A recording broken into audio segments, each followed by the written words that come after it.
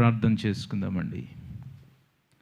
ప్రేమగల మా ప్రియ పరలోకపు తండ్రి, ఈ యొక్క సాయంత్రకాల సమయంలో మా ప్రియులు నీ యొక్క దాసులు రాజ్ కుమార్ గారు ఇదిగో ఈ తెలుగు క్రైస్తవులను ప్రేమించి నా దేవా ఏర్పాటు చేసిన ఈ ప్రత్యేక స్తుతి ఆరాధన కొరకై నీకు వేలాది స్తుతులు స్తోత్రములు చెల్లిస్తున్నాను.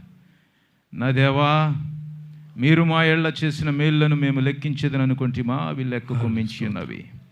లెక్కకు మించి ఉన్న కార్యములు మీరు మా జీవితంలో చేయుచుండగా నిన్ను స్తుతించుటకు, నిన్ను ఆరాధించుటకు ఒక ప్రత్యేక సమయమును కేటాయించినటువంటి మా ప్రియులను బట్టి, సంఘమును బట్టి నీ సన్నిధిలో మొరపెడుతున్నాను. ప్రభా నా దేవ, రావాల్సిన మా ప్రియులనందరినీ నాయన త్వరపెట్టి మీరు తీసుకుని రండి. ఇదిగో మార్గ మధ్యంలో ఉన్న వారిని త్వరపెట్టి తీసుకుని రండి. ఎవరు నీ సన్నిధిని నిర్లక్ష్యం చేయకున్నట్లుగా మీరే సహాయం దయచేయండి నాయన. ఇదిగో ఈ కూడిక అంతటిని దీవెనకరంగా చేయండి. ఆరాధనలో నడిపిస్తూ, పాటల్లో నడిపిస్తున్నటువంటి మా ప్రియ సోదరులు హేమంత్ జాన్ గారిని ప్రత్యేకించి మీరు బలపరచండి. వారి కుటుంబమును కూడా మీరు జ్ఞాపకం చేసుకొనండి. నేటి దినమున నాయన ప్రత్యేక సందేశం అందించడానికి మా ప్రియులు నాయన బాబీ గారు రాజమండ్రి నుంచి వచ్చిన్నారు. నాయన నీ దాసుని కూడా మీరు బలపరచండి. నా దేవా, నీ దాసుని ద్వారా సంగమునకు, నాకు అవసరమైనటువంటి నీ యొక్క అమూల్యమైన మాటలు మీరు మాకు తెలియచేయండి నాయన. మీరు నమ్మదగిన దేవుడవు, మమ్మను బలపరచు దేవుడవు, మమ్మను స్థిరపరచు దేవుడవు, మమ్మను ఆశీర్వదించే దేవుడవు నాయన. నీ యొక్క బలమైన మాటలు, బలపరచు మాటలు, స్థిరపరచు మాటలు, ఆశీర్వదించే నీ యొక్క మాటలు మీరు మాకు అనుగ్రహించండి. ఏ వ్యక్తి కూడా నాయన నిన్ను మోసుకొని పోకుండా, ఇక్కడి నుంచి వెళ్ళకుండా సహాయం దయచేయండి. ప్రతి ఒక్కరూ నాయన నీ యొక్క వాక్కును మోసుకొని తమ జీవితంలో సరిచేసుకుంటకు, ఇంకనూ నాయన నీ యొక్క వాక్కులో నడుస్తూ నాయన నీకు దగ్గరగా చేరుతూ అనేకులకు దీవెనకరంగా మా ప్రియులు ఉండినట్లుగా సహాయం దయచేయండి. ఈ కూడిక ఆది నుండి అంతం వరకు మీరే అధ్యక్షుడిగా ఉండి నడిపించండి. ఇదిగో నీ దాసుడు నాయన రాజ్ కుమార్ని బట్టి, నాయన రాజ్ కుమార్ గారిని బట్టి, వారి యొక్క సతీమణిని బట్టి నాయన, ఇదిగో సంఘ యవన బిడ్డలు నాయన ఈ యొక్క బృందం అంతటి కొరకు నీ సన్నిధిలో మొరపెడుతున్నాను నాయన. ప్రతి ఒక్కరిని పేరు పేరున మీరు దర్శించి బలపరిచి అనేకులకు దీవెనకరంగా నాయన ఈ సంఘమును, నాయన సంఘ కాపరిని నాయన అమ్మ యొక్క ప్రియ సహోదరిని చేయమని, ఈ యొక్క కూడిక అంతటిని దీవెనకరంగా చేయమని నజరేయుడైన యేసు క్రీస్తు పరిశుద్ధ నామమున అడిగి వేడుకొంచున్నాను తండ్రి, ఆమేన్.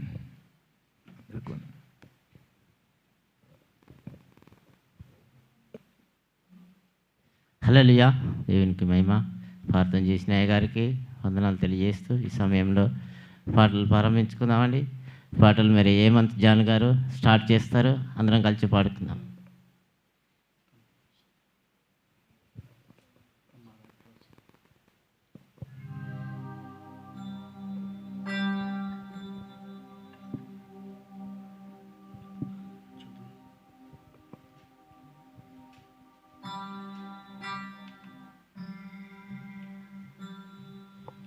Praise lord.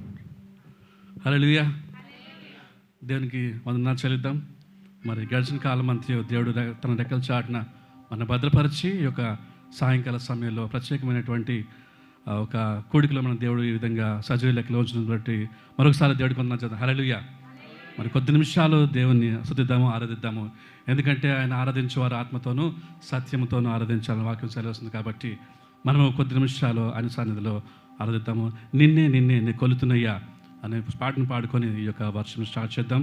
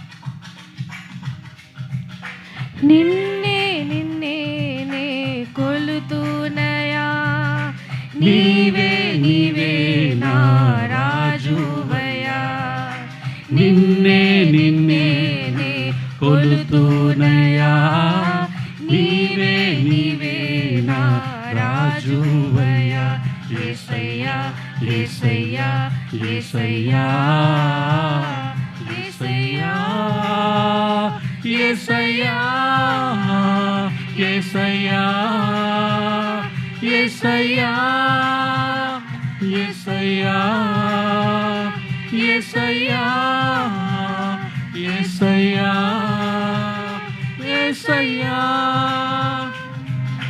నిన్నే నిన్నే నే కొలుతునయా నీవే నీవే నా రాజువయా నిన్నే నిన్నే నే కొలుతునయా నీవే నీవే నా రాజువయ్యా యేసయ్యా యేసయ్యా యేసయ్యా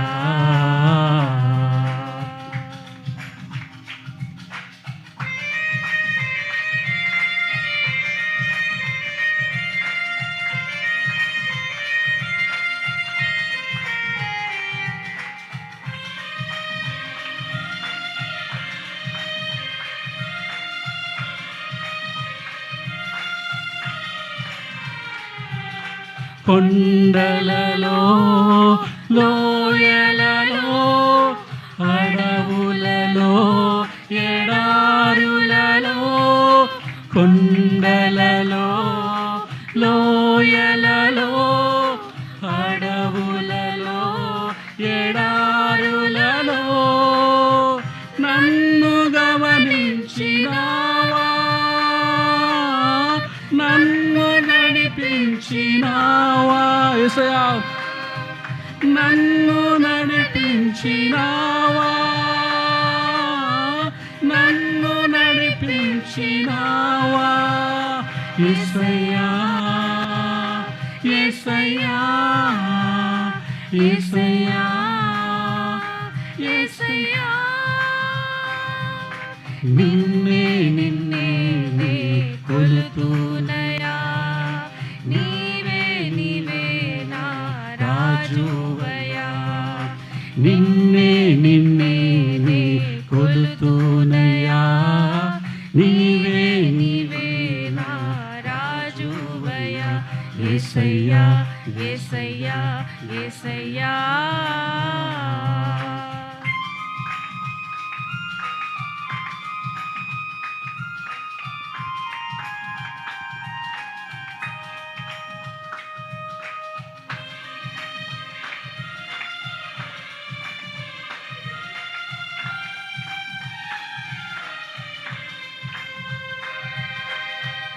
ఆత్మీయులే నన్ను అవమానించగా అన్యులే నన్ను అపహసించగా ఆత్మీయులే నన్ను అవమానించగా అన్యులే నన్ను అపహసించగా అండని వైతివయ్యా కొండని వేసయ్యా అండని వైతివయ్యా నా కొండని వేసయ్యా చెప్దామా యేసయ్యా యేసయ్యా యేసయ్యా యేసయ్యా యేసయ్యా యేసయ్యా యేసయ్యా యేసయ్యా నిన్నే నిన్నే నే కొలుతునయా నీవే నీవే నా రాజువయా నిన్నే నిన్నే నే కొలుతునయా నీవే నీవే నా రాజువయా యేసయ్యా యేసయ్యా యేసయ్యా యేసయ్యా యేసయ్యా యేసయ్యా యేసయ్యా యేసయ్యా యేసయ్యా యేసయ్యా యేసయ్యా. హల్లెలూయా. హల్లెలూయా.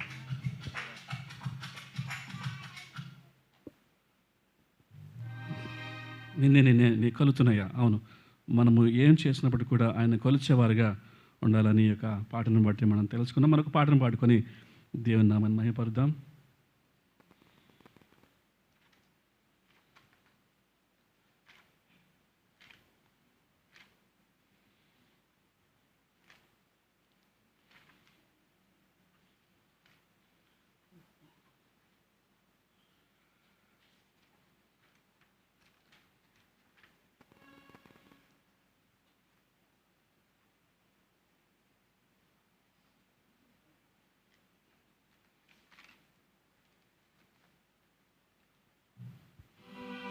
ప్రేమించదని అధికముగా ఆరాధనతోనూ ఆసక్తితో అందరికీ తెలిసిన పాట కలిసి పాడుకుందాం.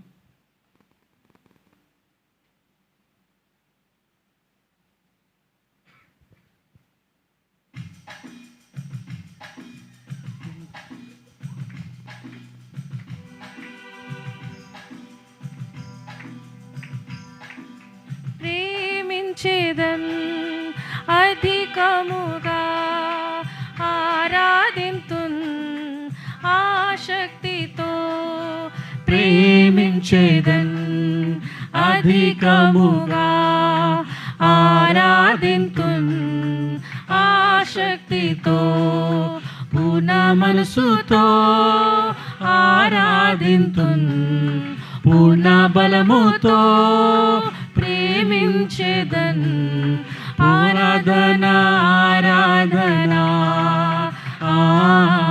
ఆరాధన ఆరాధన చెప్దామా? ఆరాధన ఆరాధన ఆరాధన ఆరాధన. ప్రేమించేదన్ ప్రేమించేదన్ అధికముగా ఆరాధింతున్ ఆసక్తితో ప్రేమించేదన్ అధికముగా ఆరాధింతున్ ఆసక్తితో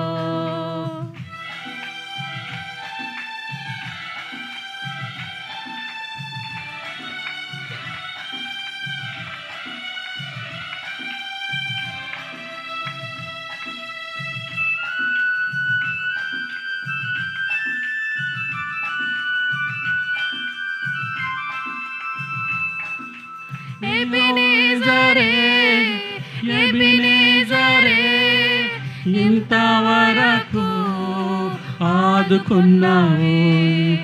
ఎబెనేజరే ఎబెనేజరే ఇంతవరకు ఆదుకున్నావే ఇంతవరకు ఆదుకున్నావు. నిన్ను పూర్ణ మనసుతో ఆరాధింతున్ పూర్ణ బలముతో ప్రేమించేదన్ ఆరాధన ఆరాధన ఆరాధన ఆరాధన ఆరాధన ఆరాధన ఆరాధన ఆరాధన. ప్రేమించేదన్ అధికముగా ఆరాధింతున్ ఆసక్తితో మించేదన్ అధికముగా ఆరాధింతున్ ఆసక్తితో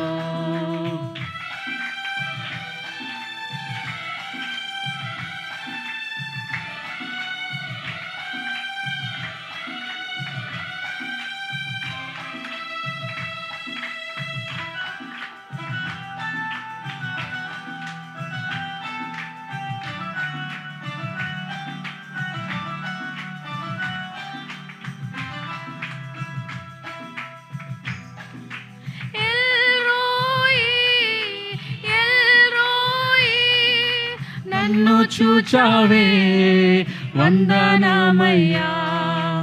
ఎల్రోయి ఎల్రోయి నన్ను చూచావే వందనమయ్యా. నన్ను చూచావే వందనమయ్యా. నిన్ను పూర్ణ మనసుతో ఆరాధింతున్, పూర్ణ బలముతో ప్రేమించేదన్. ఆరాధన ఆరాధన ఆరాధన ఆరాధన. శబ్దమా ఆరాధన ఆరాధన ఆరాధన ఆరాధన. ప్రేమించేదన్ అధికముగా ఆరాధింతున్ ఆశక్తితో. ప్రేమించేదన్ అధికముగా ఆరాధింతున్ ఆశక్తితో.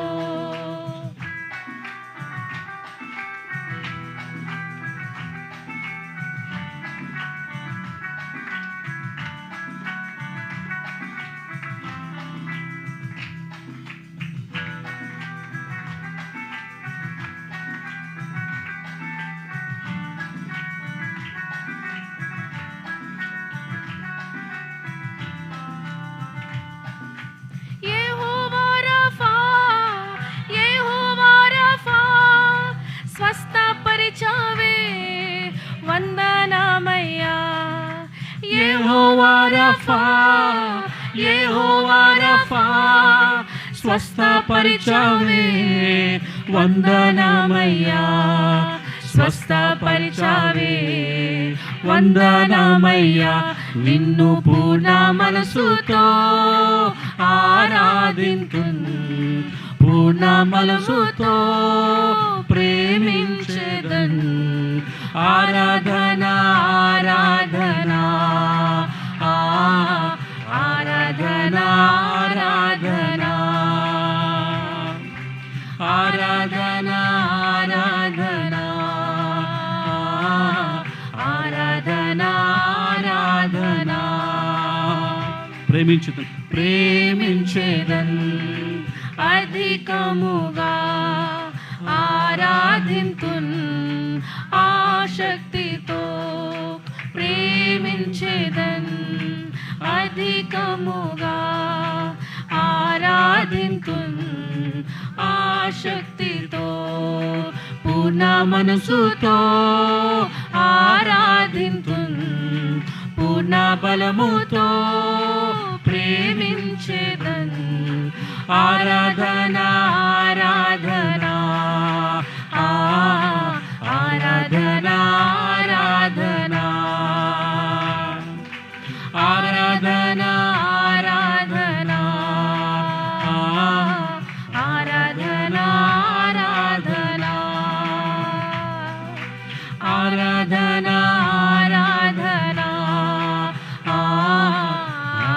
ఆరాధన ఆరాధన ఆరాధన ఆరాధన. Thank you lord. ఆరాధన ఆరాధన. హల్లెలూయా. ప్రేమించేదన్ అధికముగా ఆరాధింతును ఆసక్తితో. అందరు కలిసి లేచినట్లయితే ఆరాధన చేసుకొని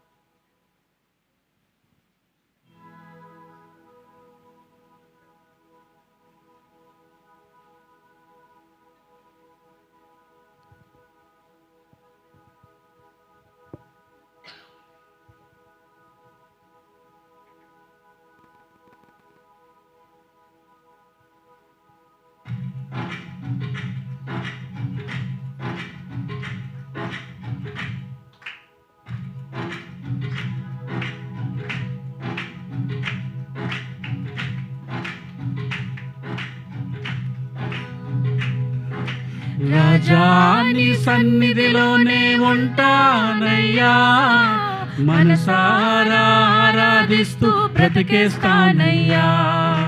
రాజా నీ సన్నిధిలోనే ఉంటానయ్యా, మనసారా ఆరాధిస్తూ బ్రతికేస్తానయ్యా.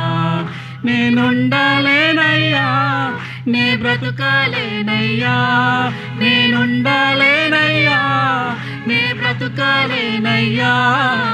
నీవే లేకుండా నేనుండాలేనయ్యా, నీ తోడే లేకుండా నీ బ్రతుకాలేనయ్యా. నీవే లేకుండా నేనుండాలేనయ్యా, నీ తోడే లేకుండా నీ బ్రతుకాలేనయ్యా.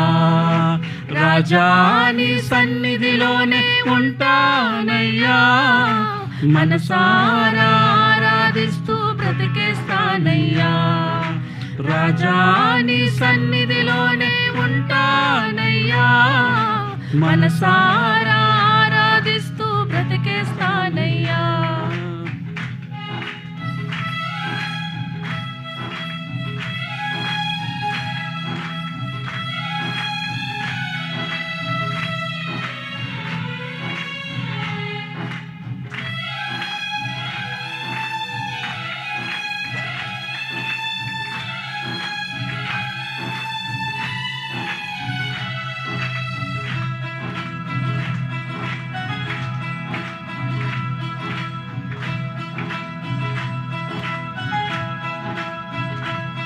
నీ సన్నిధానములో సంపూర్ణ సంతోషం, ఆరాధించుకునే విలువైన అవకాశం. నీ సన్నిధానంలో సంపూర్ణ సంతోషం, ఆరాధించుకునే విలువైన అవకాశం. కోల్పోయినవన్నీ నాకు ఇచ్చుటకును, బాధల నుండి బతికించుటకును. కోల్పోయినవన్నీ నాకు ఇచ్చుటకును, బాధల నుండి బ్రతికించుటకును. నీవే రాకపోతే నేనేమైపోదును, నీవే రాకపోతే నేనేమైపోదును. నేనుండాలేనయ్యా, నే బ్రతుకాలేనయ్యా, నేనుండాలేనయ్యా, నే బ్రతుకాలేనయ్యా. నీవే లేకుండా నేనుండాలేనయ్యా, నీ తోడే లేకుండా నీ బ్రతుకాలేనయ్యా. రాజా నీ సన్నిధిలోనే ఉంటానయ్యా, మనసారా ఆరాధిస్తూ బ్రతికేస్తానయ్యా. రాజా నీ సన్నిధిలోనే ఉంటానయ్యా, మనసారా ఆరాధిస్తూ బ్రతికేస్తానయ్యా.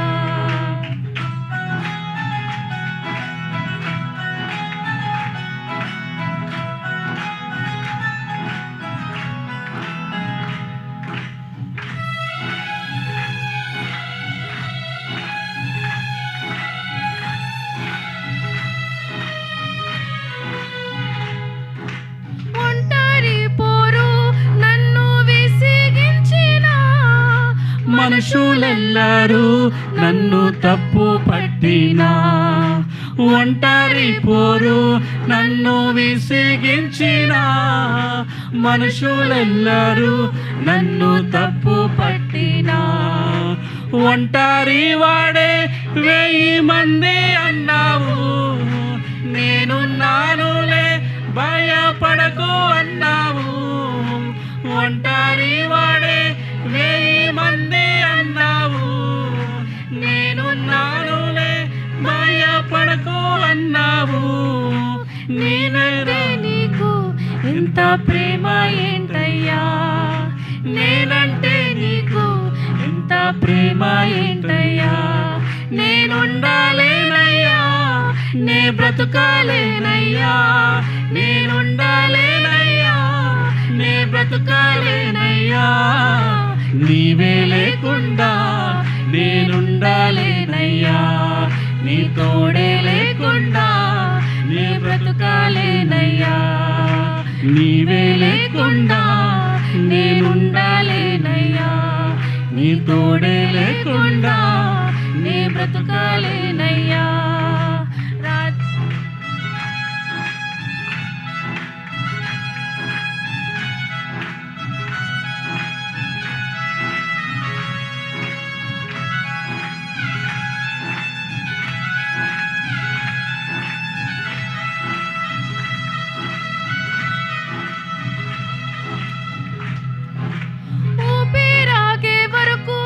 నీతోనే జీవిస్తా ఏ దారిలో నడిచినా నీ వెంటే నడిచొస్తా చెప్దామా ఊపిరాగే వరకు నీతోనే జీవిస్తా ఏ దారిలో నడిచినా నీ వెంటే నడిచొస్తా విశ్వానికి కర్త నీవే నా గమ్యము నీ బాటలో నడుచుట నాకెంతో ఇష్టము విశ్వానికి కర్త నీవే నా గమ్యము నీ బాటలో నడుచుట నాకెంతో ఇష్టము నిన్ను మించిన దేవుడే లేడయ్యా అవును కదా నిన్ను మించిన దేవుడే లేడయ్యా చెప్తామా నేనుండాలేనయ్యా నే బ్రతుకాలేనయ్యా నేనుండాలేనయ్యా నే బ్రతుకాలేనయ్యా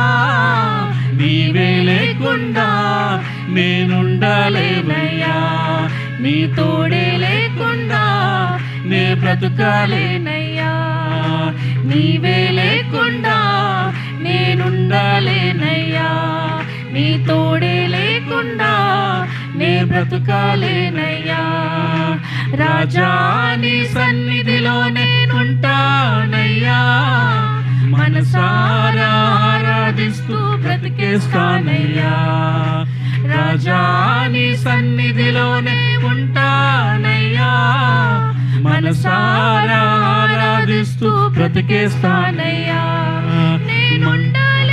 థ్యాంక్ యూ లార్డ్ అవును తండ్రి నీవు ఉండలేనయ్యా యేసయ్యా థ్యాంక్ యూ లార్డ్ అందరూ కలిసి నే బ్రతుకాలేనయ్యా నీవే లేకుండా నేనుండాలేనయ్యా నీ తోడే లేకుండా నే బ్రతుకాలేనయ్యా నీవే లేకుండా నేనుండాలేనయ్యా నీ తోడే లేకుండా నే బ్రతుకాలేనయ్యా రాజా నీ సన్నిధిలోనే ఉంటానయ్యా మనసారా ఆరాధిస్తూ బ్రతికేస్తానయ్యా రాజా నీ సన్నిధిలోనే ఉంటానయ్యా మనసారా ఆరాధిస్తూ బ్రతికేస్తానయ్యా థ్యాంక్ యూ లార్డ్ అవును తండ్రి నేను మనసారా ఆరాధించి బ్రతికేస్తానయ్యా నువ్వు లేకుండా నేను ఉండలేను తండ్రి ప్రభువా ఈ ఆరాధనలో మాకున్నది మీకు వందనాలు చెల్లిస్తున్నాం ప్రభు ఎక్కడ వారం ఏ పాటి వారం తండ్రి ఒక క్షణం మీరు విడిస్తే ప్రభు మేము ఈ పాటకి ఎక్కడుండే వారం మాకే తెలియదు నాయన సజీవ లేఖలో ఉంచారు మీకే స్తోత్రం ప్రభు అనేక కతార దేశంలో ఈ విధంగా ఉండడానికి ఇచ్చినట్టు భాగ్యం మీకు వందనాలు చేస్తున్నాం ప్రభు ఉద్యోగాన్ని మీకు వందనాలు తండ్రి బిడ్డలు బట్టి భార్యలు బట్టి ప్రభు తండ్రి సమస్తాన్ని బట్టి మీకు వందనాలు చెల్లించుకోండి ఏమి ఇచ్చి మీరు ఉన్నది తీర్చుకోవాలి నాయన ఆరాధనకు యోగ్యత మా సుధుల మీద ఆశున్నదికి మీకు వందనాలు చెల్లిస్తాం మా మధ్యన మీరు ఉన్నదికి మీకు వందనాలు చెల్లిస్తూ జరగబోయే కార్యక్రమం మీరు సహాయం చేసి మాతో నడిపించి మాతో సూటిగా మాట్లాడమని మీ దాసుల ముఖాన్ని మాతో సహాయం చేయమని ఈ ఆరాధన మీకు అప్పగించుకుంటూ యేసును ప్రార్థించి అడిగి వేడుకుంటున్నాం యెహోవా తండ్రి ఆమేన్ హల్లెలూయా థ్యాంక్ యూ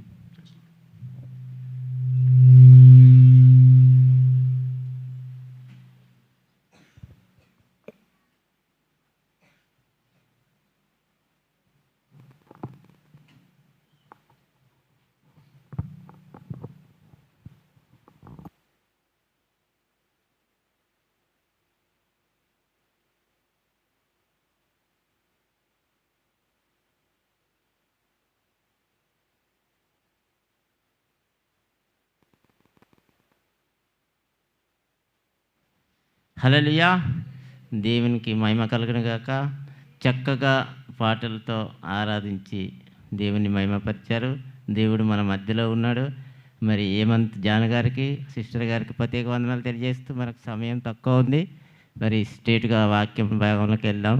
ప్రాముఖ్యమైన వాక్య భాగం కొరకు ప్రార్థన చేయడానికి కిరణ్ గారిని వచ్చి ప్రార్థన చేయవలసిందిగా కోరుతున్నాను.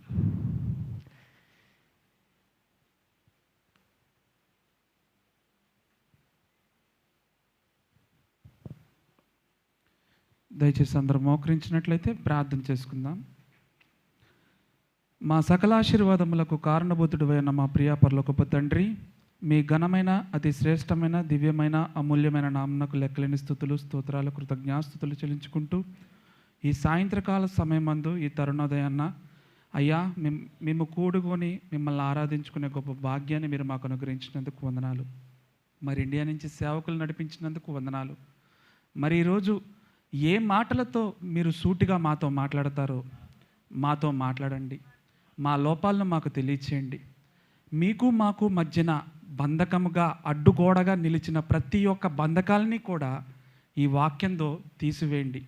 మమ్మల్ని మీకు సమీపస్తులుగా చేసి అయా మా ఆత్మ లోక సంచారము చేయకుండా శ్రద్ధగా మీ యందు మీ మాటలు మీ సేవకునితో ఏ మాటలైతే మాట్లాడతారో ఆ మాటలు వినగలిగే చెవులను గ్రహించే మనసును వాక్యానుసరంగా జీవించే జయకరమైన జీవితాన్ని ఇక్కడ ఉన్న ప్రతి ఒక్కరికి దయచేయమని మరి మీ దైవదాసుల్ని మీ కృపలో భద్రపరిచి అరికాలు మొదలుకొని నడినెత్తురు వరకు తండ్రి అయ్యా మీ పరిశుద్ధాత్మ నడిపింపును దయచేయండి.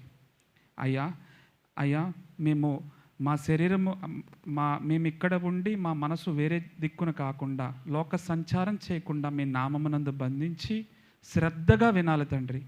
విన్న మాటల్ని అపవాదిగాడు వెతుకొని వెళ్ళిపోకుండా ఉండులాగన మీరు శోధనలోకి ప్రవేశించకుండా ఉండునట్లు మీరు మెలకు కలిగి ఉండండి, ప్రార్థన చేయండి అని మీ వాక్యం సెలవిస్తున్నది. అయ్యా మేము శ్రద్ధగా విని ఆ మాటలు మా హృదయంలో నాటుబడి మా జీవితాలను కట్టబడటానికి కృప చూపించమని ఇక జరగబోతున్న కార్యక్రమం అంతట్లో కూడా మీరే అధ్యక్షత వహించి సమస్తము కూడా మీ నామానికి మహిమకరంగా మా జీవితాలకు మేలుకరంగా దీవెనకరంగా ఆశీర్వాదకరంగా జరిగించమని కోరుతూ ఈ ప్రార్థనలో తప్పులుంటే క్షమించి ప్రార్థన నేర్పించి ఈ ప్రార్థన మీ పాసనలో చేర్చుకోమని మా ప్రభువును మీ ప్రియకుమారులైన యేసుక్రీస్తు వారి ఏకైక పరిశుద్ధ నామమున ప్రార్థించి బ్రతిమిలాడి అడిగి వేడుకుంటున్నాం తండ్రి, ఆమేన్.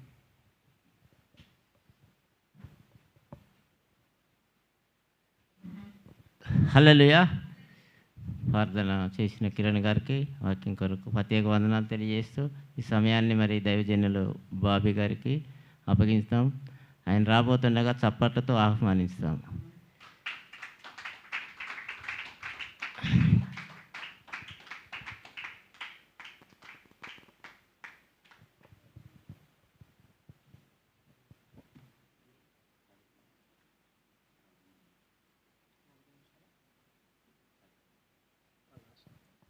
దేవునికి స్తోత్రం కలుగును గాక. గట్టి చెప్దామమ్మా హల్లెలూయా.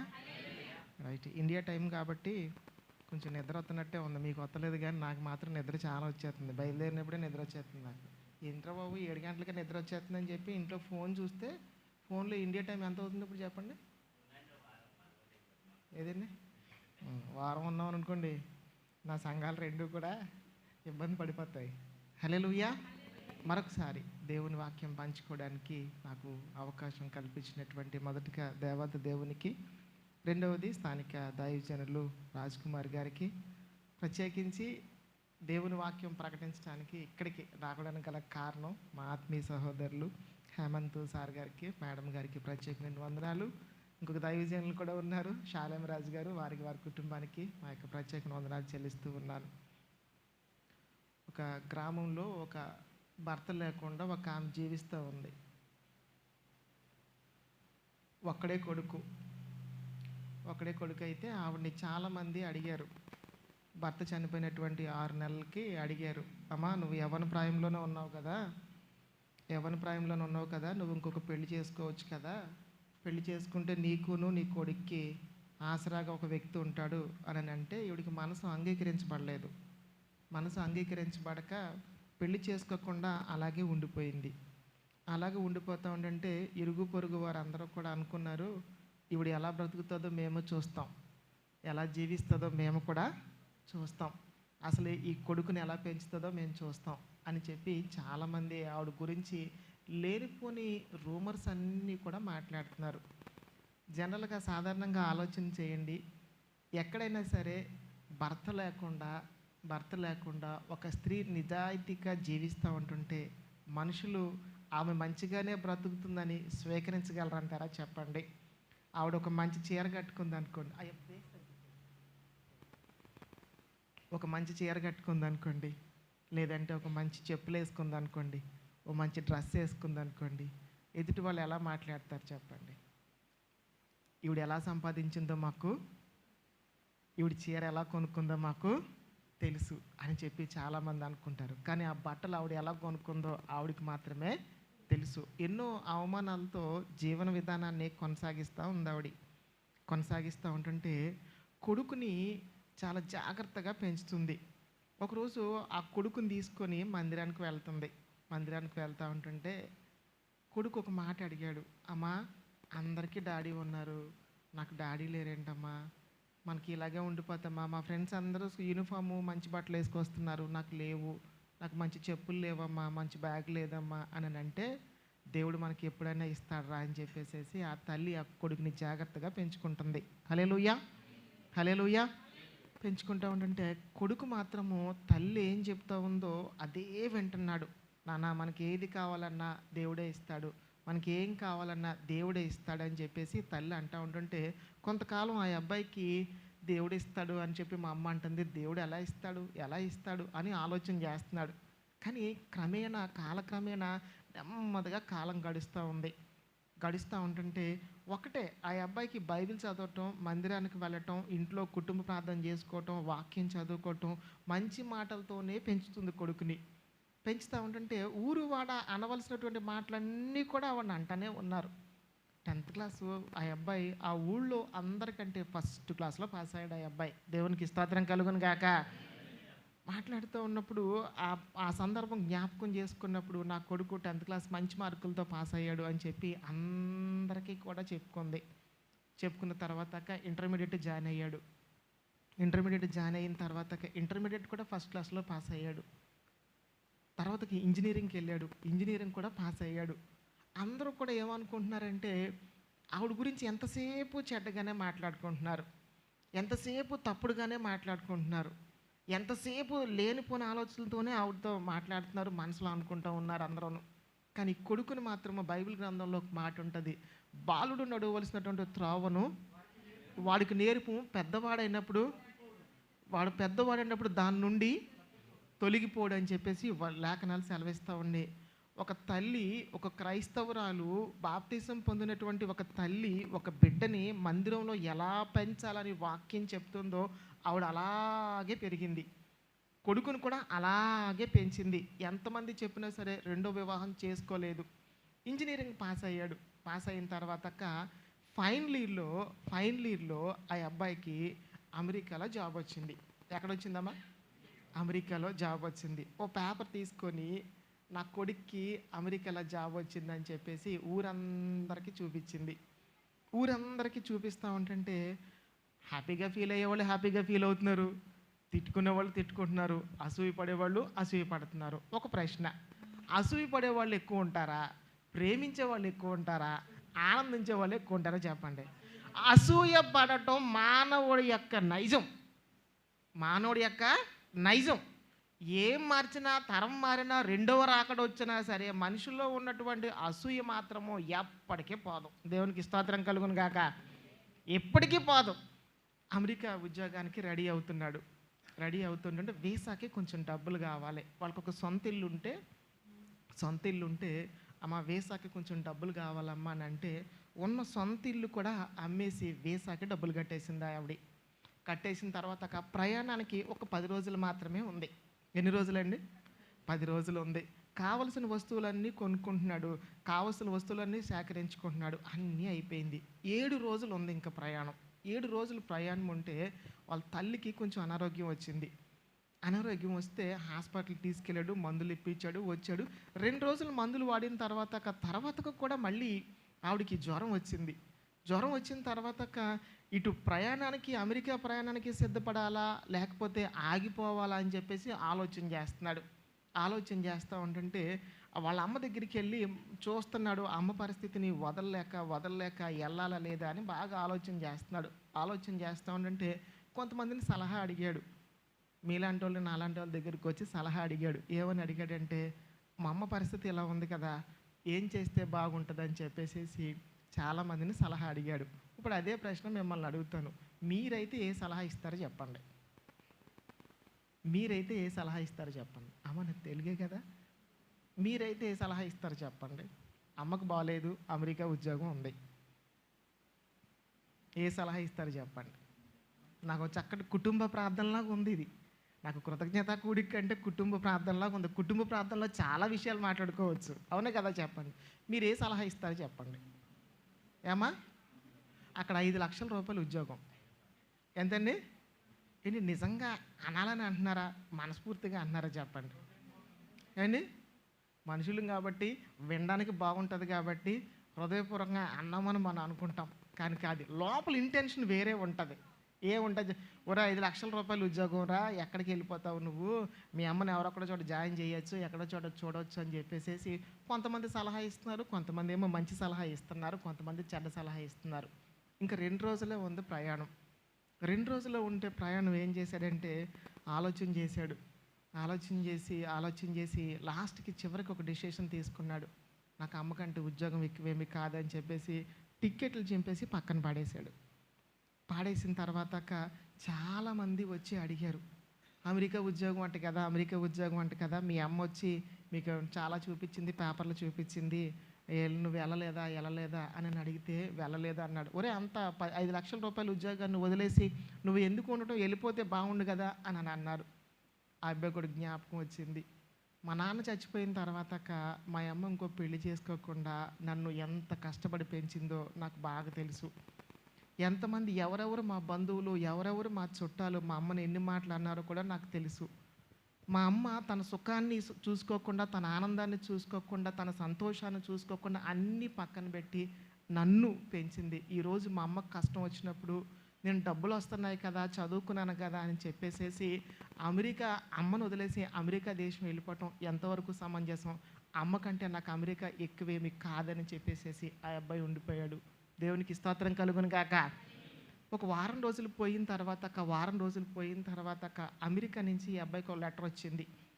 ఏమని లెటర్ వచ్చిందంటే, నువ్వు పలానా టైంలో నువ్వు వస్తానని అన్నావు కదా, నువ్వు ఎందుకు రాలేదు అని అడిగితే ఈ అబ్బాయికి సమాధానం ఇచ్చాడు. నాకు ఒక్క తల్లి ఉంది, నాకు తోబుట్టువులు బంధువులు ఎవ్వరూ నాకు లేరు, మా అమ్మకి అనారోగ్యంగా ఉండటం వల్ల నేను రాలేకపోయాను అని జవాబు ఇచ్చాడు. ఆ కంపెనీ వాళ్ళు 4 రోజులు పోయిన తర్వాత ఒక లెటర్ మళ్ళీ పంపించారు.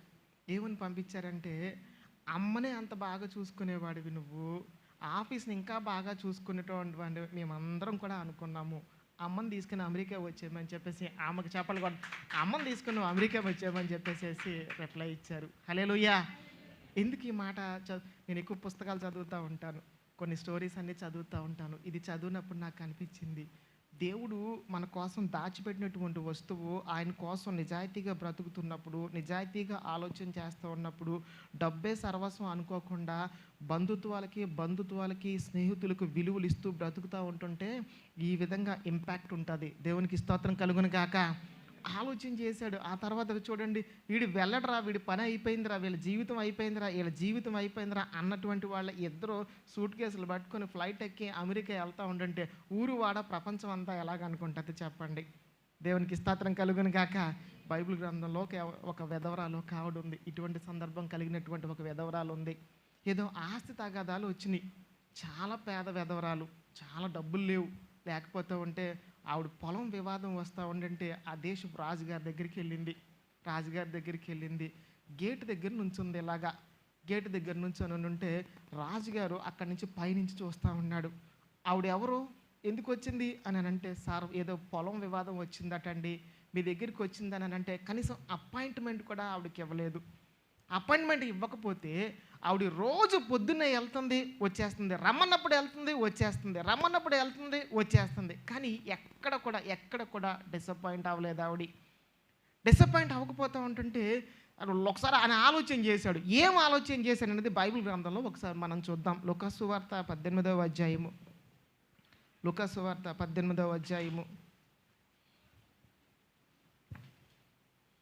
లూకా సువార్త 18వ అధ్యాయము మొదటి 4 వచనాలు మాత్రమే చదవండి. వారు విసుకక నిత్యము ప్రార్థన చేయ అనుటకు ఆయన వారితో ఈ ఉపమానము చెప్పాను. దేవునికి భయపడకయు మనుషును లక్ష్య పెట్టకయు ఉండు ఒక న్యాయాధిపతి ఒక పట్టణంలో మనుషుల్ని ఏం చేస్తాడట? మనుషుల్ని కూడా ఎందుకు లక్ష్య పెట్టాడు చెప్పండి?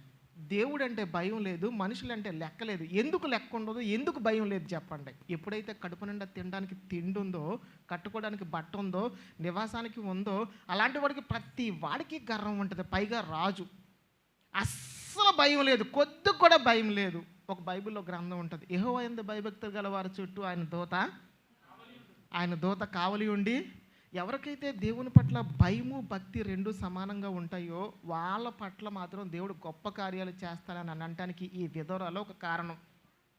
ఏమాత్రం విసుక్కోలేదు, ఎప్పుడు కూడా విసుక్కోలేదు. పొద్దున్న రమ్మంటే పొద్దున్న, సాయంకాలం రమ్మంటే సాయంకాలం వెళ్ళి, అయ్యా నా పొలం వివాదం ఏమైంది, నా పొలం గురించి ఏమైంది, అయ్యా నా బిడ్డ భవిష్యత్తు అయ్యా, నా భవిష్యత్తు అయ్యా అని చెప్పేసి బ్రతులు ఆడదాకా వెళ్ళి అక్కడ నుంచొని ఉండుంటే ఎన్నోసార్లు చూశాడు. ఒక్కరోజు కూడా ఒక్కసారి కూడా ఆవిడ దగ్గరికి పిలిచి నీ సమస్య ఏంటమ్మా, నీ కష్టం ఏంటమ్మా అని చెప్పేసి ఏ రోజు కూడా అనలేదు. ఈ మాట, ఈ ఉపమానము ఎవరికి చెప్తున్నారో తెలుసా? యేసయ్య స్వయంగా. ఎందుకు చెప్తున్నారు? స్వయంగా శిష్యులందరికీ చెప్తున్నారు. ఎందుకో తెలుసా?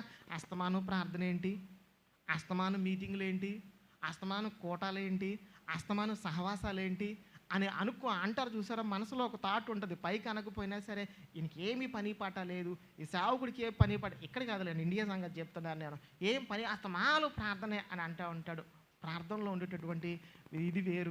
ఇందాక దైవజనులు ప్రార్థన చేస్తున్నప్పుడు ఒక మాట అన్నారనమాట, ఎప్పుడైతే ఎక్కడి నిమిషం దొరికితే అప్పుడు, ఎప్పుడు గంట దొరికితే అప్పుడు దేవుని కోసం నిలబడాలని, దేవుని కోసం పని చేయాలన్న ప్రతి హృదయాన్ని, ప్రతి సేవకుని, ప్రతి విశ్వాసాన్ని ఖచ్చితంగా దేవుడు దీవిస్తాడు. దేవునికి స్తోత్రం కలుగును గాక. ఇది చేస్తూ ఉన్నప్పుడు ఆవిడ బతులు ఆడుతూ ఉన్నప్పుడు రోజు ఏ రోజు కూడా విసుక్కోలేదు. ఆవిడ వెదవరాలా లేకపోతే భర్త ఉన్నావిడని రాశారా చెప్పండి ఒకసారి. ఏంటి చెప్పండి? నేను లోకంలో ఒక మాట, కొంచెం లోపలికి వెళ్దాం. ఒక యవనస్తురాలు యవన ప్రాయంలో భర్త చనిపోతే లోకం అంతా ఎలా చూస్తుంది చెప్పండి ఒకసారి. ప్రతి వాడికి ఎలా ఉంటుంది తెలుసా? భర్త లేకుండా జీవిస్తున్నటువంటి ఆడవాళ్ళు అని అంటే సహోదర భావంతో ఎవరైనా చూస్తారండి? ఈవిడ నా చెల్లిలాగా ఉందని ఎవరైనా అంటారండి? ఇప్పుడు మా అక్కలా ఉందని ఎవరైనా అంటారండి? మా అమ్మలాగా ఉందని ఎవరైనా అంటారు? ప్రతి వాడికి కూడా మనసులో ఖచ్చితంగా దురుద్దేశం ఉంటుంది. ఆ దురుద్దేశాలను తట్టుకొని, అవమానాన్ని తట్టుకొని, ఒక మగవాడు ఒక స్త్రీని ఎలా చూస్తున్నాడో అనే సంగతి చూసేటటువంటి ఆడవాళ్ళకి ఈజీగా అర్థమైపోతుంది. అలాంటి అవమానాలన్నీ తట్టుకొని నిలబడి రాజు దగ్గరికి వచ్చి ఎంతమంది ఎన్ని రకాలుగా చూసినా, ఎన్ని రకాలుగా మాట్లాడినా సరే, అయ్యా నా స్థలం కోసం ఒక్కసారి చూడండి అయ్యా, నాకు సరిసమానమైనటువంటి వాళ్ళు ఎవరూ లేరు, నాకు ముందు వెనక ఎవరూ లేరు, అయ్యా నా పొలం చూడండి, నా ఇబ్బంది చూడండి, నా కష్టం చూడండి అని చెప్పేసి నిలబడి మాట్లాడుతూ ఉంటుంటే ఆలోచన చేసి ఒక్కరోజు ఆ రాజు ఆలోచన చేశాడు. ఏం ఆలోచన చేశాడో కొద్ది కిందకి వెళ్దాం. ఆ పట్టణంలో ఒక విధవరాలు ఉండెను. ఆమె అతని యొద్దకు తరచుగా వచ్చి నా ప్రతివాదికిని నాకును న్యాయము తీర్చుమని అడుగుచూ వచ్చాను, కానీ అతడు కొంతకాలము ఒప్పకపోయాను. తరువాత అతడు నేను దేవునికి, అందరూ చెప్దామా, దేవునికి భయపడకయు మనుషులను లక్ష్య పెట్టకయు ఉండినను ఈ విధవరాలు నన్ను అంటే ఎవరైనా చెప్తే ఆయన మనసు మారిందా? ఆయనకు మనసు మారిందా చెప్పండి? ఎందుకని ఆయనంతటా ఆయనకే మనసు మారింది చెప్పండి? ఏ రోజు కూడా ఆవిడ విసుక్కోలేదు. వచ్చింది, పేపర్లు పట్టుకుంది, నుంచుంది. ఎవరి దగ్గర కూడా వేరేగా ఈ రాజు ఏంటి ఇలాంటి వాడు, ఈ సైన్యాధ్యక్ష కటాక్షం లేదా, మంచివాడు కదా, అస్సలు కనికరం లేదా అని ఎవరి దగ్గర ఎటువంటి మాటలు కూడా మాట్లాడలేదు. రావటం, కనపడడం, వెళ్ళిపోవటం, రావటం, కనపడడం, సమస్య చెప్పుదామని అనుకుంటే అపాయింట్మెంట్ లేకపోయినా సరే అలాగే ఉంది. ఒక మాట చెప్తాను, గుర్తుపెట్టుకోండి. మనం ఏ కార్యక్రమం కోసం అయితే ప్రార్థన చేస్తున్నామో, ఏ అవసరం కోసం ప్రార్థన చేస్తున్నామో, ఆర్థిక పరిస్థితులు కావచ్చు, ఆరోగ్యం కావచ్చు, సమాధానం కావచ్చు, అభివృద్ధి కావచ్చు, ఇవన్నీ కూడా మనం సంపాదించుకోవాలనుకున్నప్పుడు దేవుని విసుక్కోకుండా, కోప్పడకుండా, చిరాకు పడకుండా, ఓపికగా ఎప్పుడైతే మనం చేయగలుగుతామో, అది పరిచర్య అయినా సరే, డబ్బు సంపాదించుకోవడం అయినా సరే, వేరే ఏం సంపాదించుకోవడం అయినా సరే, నిజాయితీగా ఎప్పుడైతే మనం దేవుని పట్ల విసుక్కోకుండా ఉండగలుగుతామో, ఆ మనసుని, ఆ కుటుంబాన్ని వాళ్ళు మాత్రమే దేవుడు దీవిస్తాడు. దేవునికి స్తోత్రం కలుగును గాక. ఇక్కడ ఒక మాట మాట్లాడి, అక్కడ ఒక మాట మాట్లాడి, ఒకప్పుడు ఒకలాంటి మనస్తత్వం కలిగి ఉండి, ఇంకొకప్పుడు ఇంకొకలాంటి మనస్తత్వం కలిగి ఉంటే కనుక మనసు మారిపోతూ ఉన్నప్పుడు మాత్రం అటువంటి కుటుంబాలని, జీవితాలని దేవుడు ఎప్పుడు కూడా ముందుకు తీసుకొని వెళ్ళడం. సాధారణంగా మనుషులందరూ ఎక్కువ దేనికోసం ప్రార్థన చేస్తారు చెప్పండి? ఒకటి. రెండోది ఆశీర్వాదం. ఒకటి సొంత. మాట్లాడదాం, అందరం మాట్లాడదాం, సరదాగా కుటుంబంగా మాట్లాడుకుందాం. ఆయన ఏమన్నారు? సొంత ప్రయోజనాల కోసం. ఈయనేమన్నారు? ఆశీర్వాదాల కోసం. ఇంకోటి చెప్పండి అమ్మా. ఆర్థిక. ఇంకోటి చెప్పండి. ఇల్లు, కారు. ఇంకా 2 అయిపోయినాయి. ఇంకా ఏమేనండి? ఇల్లు, కారు, డబ్బు, ఆర్థిక పరిస్థితి, ఆశీర్వాదము. అవునండి. ఈ హెలోకి సంబంధం. ఇంకా అసలు లేదు. అన్నీ వస్తున్నాయి కానీ అసలు లేదు. మారు మనసు. ఇంకా అవునా? ఇవన్నీ నీ అవసరతలా, ఆ అవసరతలా చెప్పండి. అంటే ఈ ప్రార్థనలో స్వార్థం ఉందా లేదా చెప్పండి. మన ప్రార్థనలో స్వార్థం ఉంటుంది. నమ్మిన వారు స్తోత్రం చెప్తాం. నా కుటుంబం కాపాడు, నా సంఘం కాపాడు, నా బిడ్డలను కాపాడు, నా ఇల్లు కాపాడు, నా డబ్బు కాపాడు, నా పొలం కాపాడు. ఇదే కానీ అయ్యా నీ కోసం ఒకరోజు పని చేస్తాను, నీ పరిచర్య ఒకరోజు చేస్తా, నేను నన్ను ఎలా బ్రతకమంటావు చెప్పు? మంచి ఆరోగ్యం ఇచ్చావు, కాళ్ళు లేకుండా బాధపడే వాళ్ళతో పోల్చుకుంటే నాకు 2 కాళ్ళు ఉన్నాయి, నీ పరిచర్య ఏం చేయమంటావు? 2 చేతులు లేకుండా బాధపడే వాళ్ళు చాలామంది ఉన్నారు, వాళ్ళతో పోల్చుకుంటే నేను బాగానే ఉన్నాను. కొంతమంది రోడ్డు మీద అడుక్కు తింటున్నారు పిల్లలు, డబ్బులు లేక రోడ్డు మీద పడిపోయినటువంటి అన్నం ఏరుకుంటున్నారు. నా పిల్లలకి ఆ పరిస్థితి లేదు, ఏం చేయమంటావు చెప్పు ప్రభువా? కొన్ని వందల మంది పిల్లలతో పోల్చుకుంటే నా కుటుంబం చాలా బాగుంది, చాలా మందితో పోల్చుకుంటుంటే నేను ఆరోగ్యంగా ఉన్నాను ప్రభువా, నన్ను ఏం చేయమంటావు నా పరిచర్య కొరకు? అండి ఎంతమంది నిజంగా ఒకసారి ఆలోచన చేయండి. నా ఆత్మీయ స్థితి దిగజారిపోకుండా ఇలాగే దేవునిలో కొనసాగాలి, దానికోసం ప్రార్థన చేయమనేటువంటి విశ్వాసులు భూలోకంలో ఎంతమంది ఉన్నారు చూడండి. అయ్యా మా ఆయన నా మాట వినట్లేదు, మా ఆవిడ నా మాట వినటం లేదు, నా బిడ్డలు నా మాట వినటం లేదు, నా కుటుంబం నా మాట వినట్లేదు, ఇదే దీని గురించే మనుషులు ప్రార్థన చేయమని చెప్తారు తప్ప. అంటే చాలా ప్రాంతాలకి వాక్యం చెప్పడానికి వెళ్తాం కాబట్టి ఎవరైనా మాలాంటి దైవజనుల దగ్గరికి వచ్చినప్పుడు ఈ విషయాలు చెప్పే ప్రార్థన చేయించుకుంటారు. అది తప్పు నా ఉద్దేశం కాదు. అయ్యా దేవునిలో నుంచి తప్పిపోకుండా ఉండాలి. నా చూపులు నన్ను తప్పు మార్గంలో వెళ్ళేలా చేస్తున్నాయి, నా పరిస్థితి నన్ను తప్పు మార్గంలో గర్వంగా వెళ్ళేలా చేస్తున్నాయి. మనుషులకు ఉన్నటువంటి స్వభావాల్లో ఒక స్వభావం ఏంటో తెలుసా?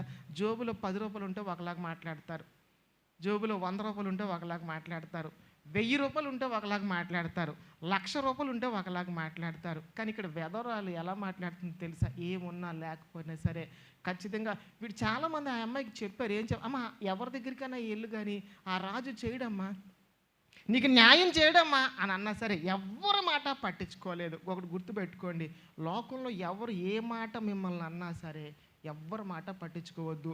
నువ్వు చేసే భక్తి, నువ్వు చేసే ప్రార్థన, నేను చేసే ప్రార్థన మాత్రమే దేవుని సన్నిధికి మనల్ని దగ్గర చేస్తుంది. దేవునికి స్తోత్రం కలుగును గాక. ఇప్పుడు అదే మాట పట్టుకొని వెళ్ళింది అనమాట. ఎప్పటికైనా మనసు మారకపోతుందా అని అంటే పేపర్ పట్టుకొని ఒకరోజు ఇలా పట్టుకొని కాగితాలు పట్టుకొని వర్షంలో తడుస్తూ ఉంది పేద వెధవరాలు. తడుస్తూ ఉంటుంటే బాల్కనీలో నుంచి ఆ రాజు చూశాడు. ఆ రాజు చూసి అరే ఇప్పుడు 2 నెలలు 3 నెలల నుంచి కంటిన్యూగా నా గేటు దగ్గరికి వచ్చి వెళ్తుంది. ఈరోజు ఇంత వర్షం పడుతున్నా సరే ఆవిడకున్నటువంటి వివాదం ఏంటో తెలుసుకోవాలి.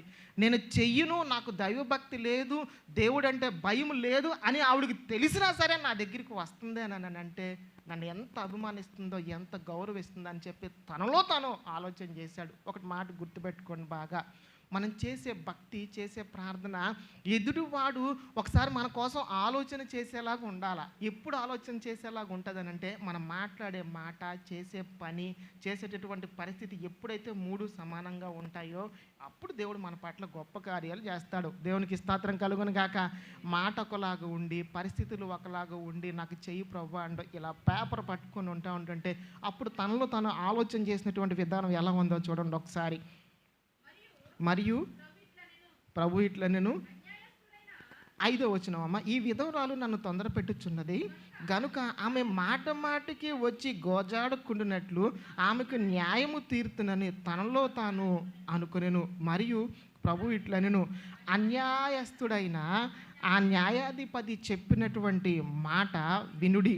దేవుడు తాను ఏర్పరచుకొనిన వారు దివారాత్రులు తను గూర్చి మొర్రపెట్టుకొనుచుండగా వారికి ఇప్పుడు చూడండి, దివారాత్రము వాక్యము ధ్యానించువాడు, దివారాత్రము వాక్యము ధ్యానించువాడు, వాక్యము చదివినవాడు ధన్యుడు అన్నాడా, ధ్యానించువాడు ధన్యుడు అన్నాడా? చెప్పండి.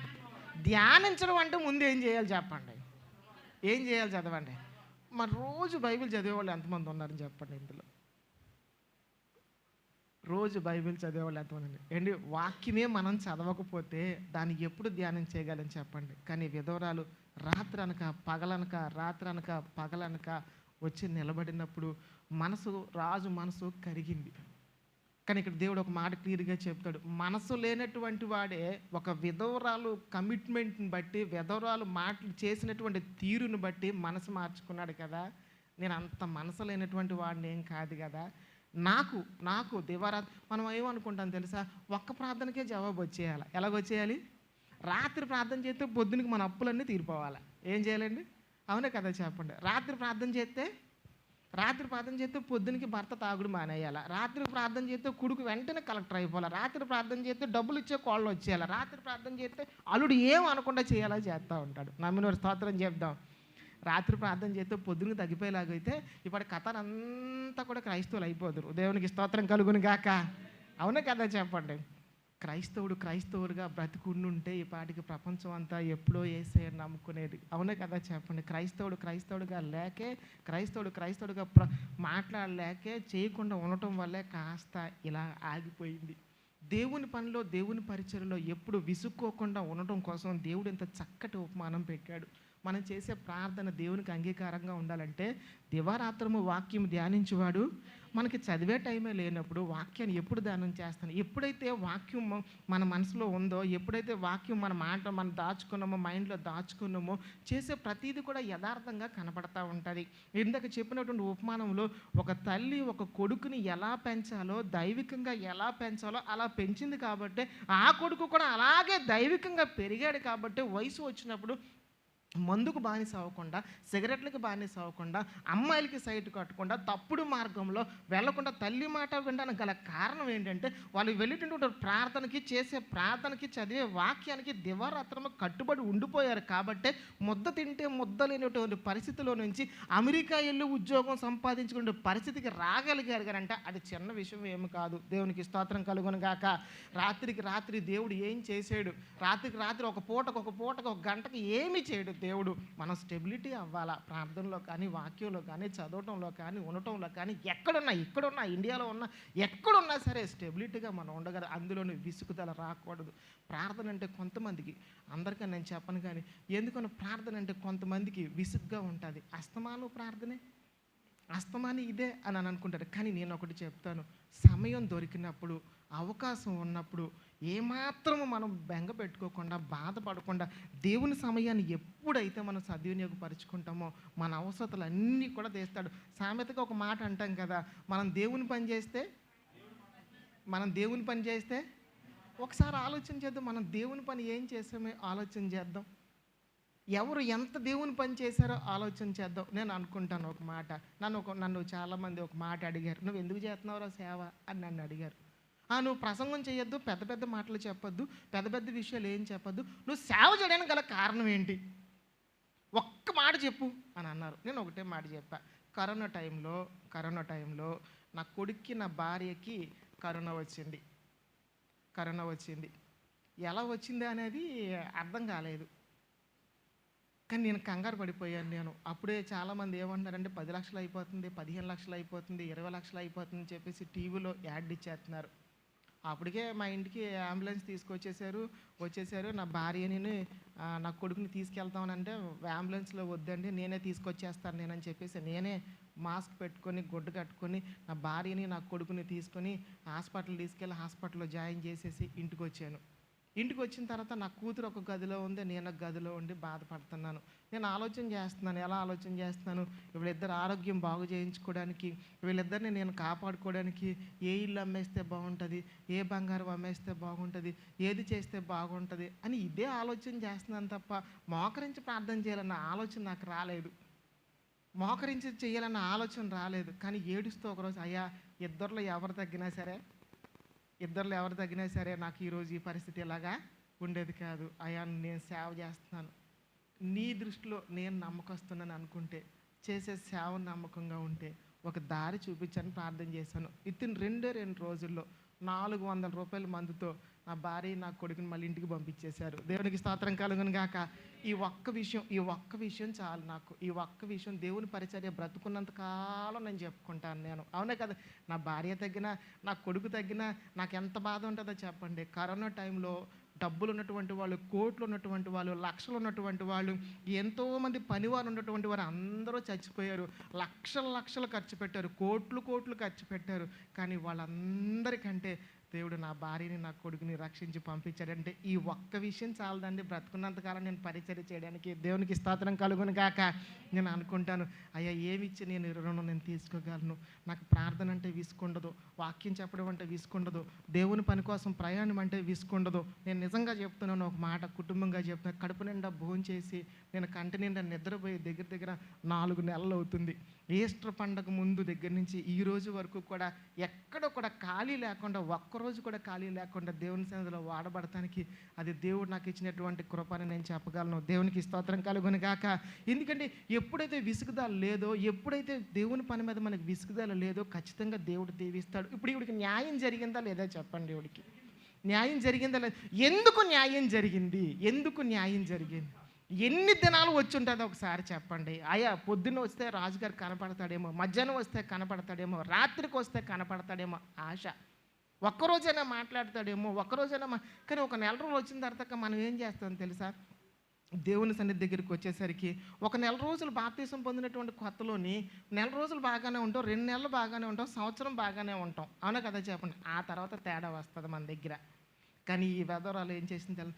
నాకు న్యాయం చేసేవాడు ఆయన. ఎంతోమంది చెప్పారు, అమ్మ అతను రాజుకి మనసు లేదమ్మా, ఎవరికైనా చేస్తాడేమో కానీ నీకు మాత్రం చిన్న. ఎవరు ఎన్ని చెప్పినా సరే చేస్తాడు. ఎందుకంటే నా దేవుడు ఎలాంటి వాడి మనసునైనా సరే ఖచ్చితంగా మార్చగలనే నమ్మకంతో ఆవిడ ఉంది. ఈ ఉపమానం యేసే శిష్యులకి బలపరచడం కోసం చెప్పాడు. అందుకని ఆ మాట మీ అందరికి జ్ఞాపకం చేస్తున్నాను.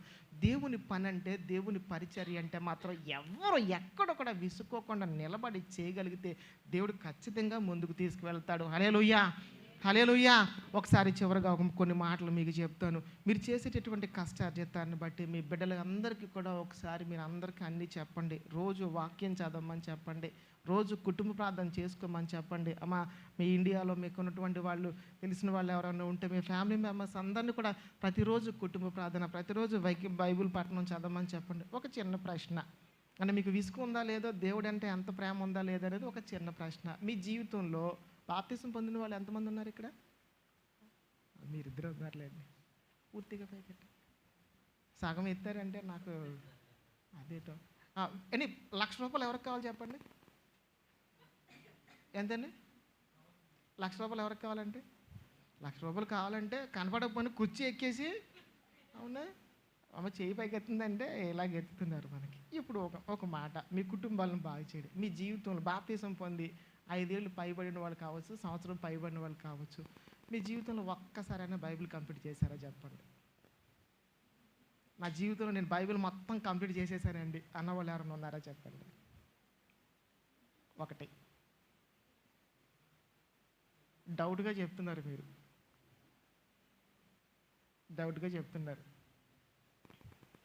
ఈ ఒక్కటి చాలదండి దివారాత్రం వాక్యం ధ్యానం చేసామో లేదో చెప్పడానికి. మనకి నమ్మిన వారు స్తోత్రం చెప్దాం. అవునే కదా చెప్పండి, ఇది ఒక్కటి చదవ అంటే మనకు బైబిల్ రోజు చదవాలని లేదు మనకి. నేను ఇప్పటికి ధైర్యంగా చెప్తాను, 8 సార్లు కంప్లీట్ బైబిల్ చదివాను సార్. నేను హాస్టల్లో ఉన్నప్పుడు చదివా, బైబిల్ ట్రైనింగ్ అవుతున్నప్పుడు చదివా, ఇప్పుడు 8వ సారి చదువుతున్నా. సేవకుడు పూర్తి సేవలోకి వచ్చి 8 ఏళ్ళు అవుతుంది. 8 ఏళ్ళలో 8వ సారి ఇంకా కంప్లీట్ అవ్వలేదు. 7 సార్లు కంప్లీట్ అయిపోయింది, చివరికి వచ్చింది అనమాట. చదివిందే చదువు. ఎందుకంటే చదివితేనే కదా వాక్యం ధ్యానం చేసేది, చదివితేనే కదా నేను వాక్యం చెప్పగలిగేది, చదివితేనే కదా నలుగురికి అర్థమయ్యే రీతిలో చెప్పగలిగేది. చెప్పండి, ప్రతి క్రైస్తవుడు కూడా నేను బైబిల్ చదువుతున్నా, నేను ప్రార్థనకి వెళ్తున్నాను అని చెప్పి ప్రతి వారు కూడా ఒకటి అనుకోండి, నా జీవితంలో నేను ఖచ్చితంగా బైబిల్ కంప్లీట్ చేసేసాననే మాట చెప్పాలి. అని మనం బైబిలే కంప్లీట్ చేయలేకపోతే మనకు ఆశీర్వాదం ఎలా వస్తుందో చెప్పండి, మనకి వాక్యం ఎలాగ అర్థమవుతుందో చెప్పండి ఒకసారి. దేవునికి స్తోత్రం కలుగును గాక. చాలామంది నన్ను అనుకుంటారు, బైబిల్ పట్టుకొని వెళ్ళిపోతే సరిపోతుందేమో అని అనుకుంటారు, బైబిల్ పట్టుకొని మాట్లాడితే సరిపోతాను అని. ఒక్కసారి కూడా బైబిల్ చదవకపోతే చెప్పండి, బైబిల్లోని ఎన్ని పుస్తకాలు ఉన్నాయో చెప్పండి గమ్మున ఎవరన్నా. ఎన్ని పుస్తకాలండి? పాత నిబంధన ఎన్ని, కొత్త నిబంధన ఎన్ని చెప్పండి. వీడియో రికార్డ్ అవుతుంది, లేకపోతే ఇంకా కొంచెం ఒరిజినల్గా. ఏంటండి 39 ఏంటండి, 27 ఏడు చెప్పండి. పేర్లు చెప్పండి. మొత్తం 66 పుస్తకాలు. దేవునికి స్తోత్రం కలుగును గాక. హల్లెలూయా. అది నేను విసుకక అనంటే మనకి మినిమం తెలియాలి కదండి. ఇలా చదివితేనే అన్నీ తెలుస్తాయి. అంటే ఇంకా లోపలికి వెళ్దామని ఉంది, కానీ టైంని బట్టి చెప్తున్నాను. విసుక్కోవద్దు, ఎప్పుడు కూడా విసుక్కోవద్దు. శరీరం ఎంత బలహీనతగా ఉన్నా, శరీరం ఎంత సహకరించకపోయినా సరే ఖచ్చితంగా వాక్యం చదవండి. అందుకని దావీదు మహారాజు ఎంత మంచి దివారాత్రము వాక్యము ధ్యానించేవాడు, దాన్ని చెప్పేవాడు కాదు, చదివేవాడు కాదు, ధ్యానించేవాడు ధన్యుడు. అలా ధ్యానంలో ఈ వెధవరాలు ఉంది కాబట్టి, రోజు బైబిల్ చదివి వాక్యానికి నిలబడింది కాబట్టి, తప్పుడు మార్గంలో వెళ్లకుండా రెండో వివాహం చేసుకోకుండా నిలబడింది కాబట్టి ఆవిడకి న్యాయం చేయడానికి వచ్చింది.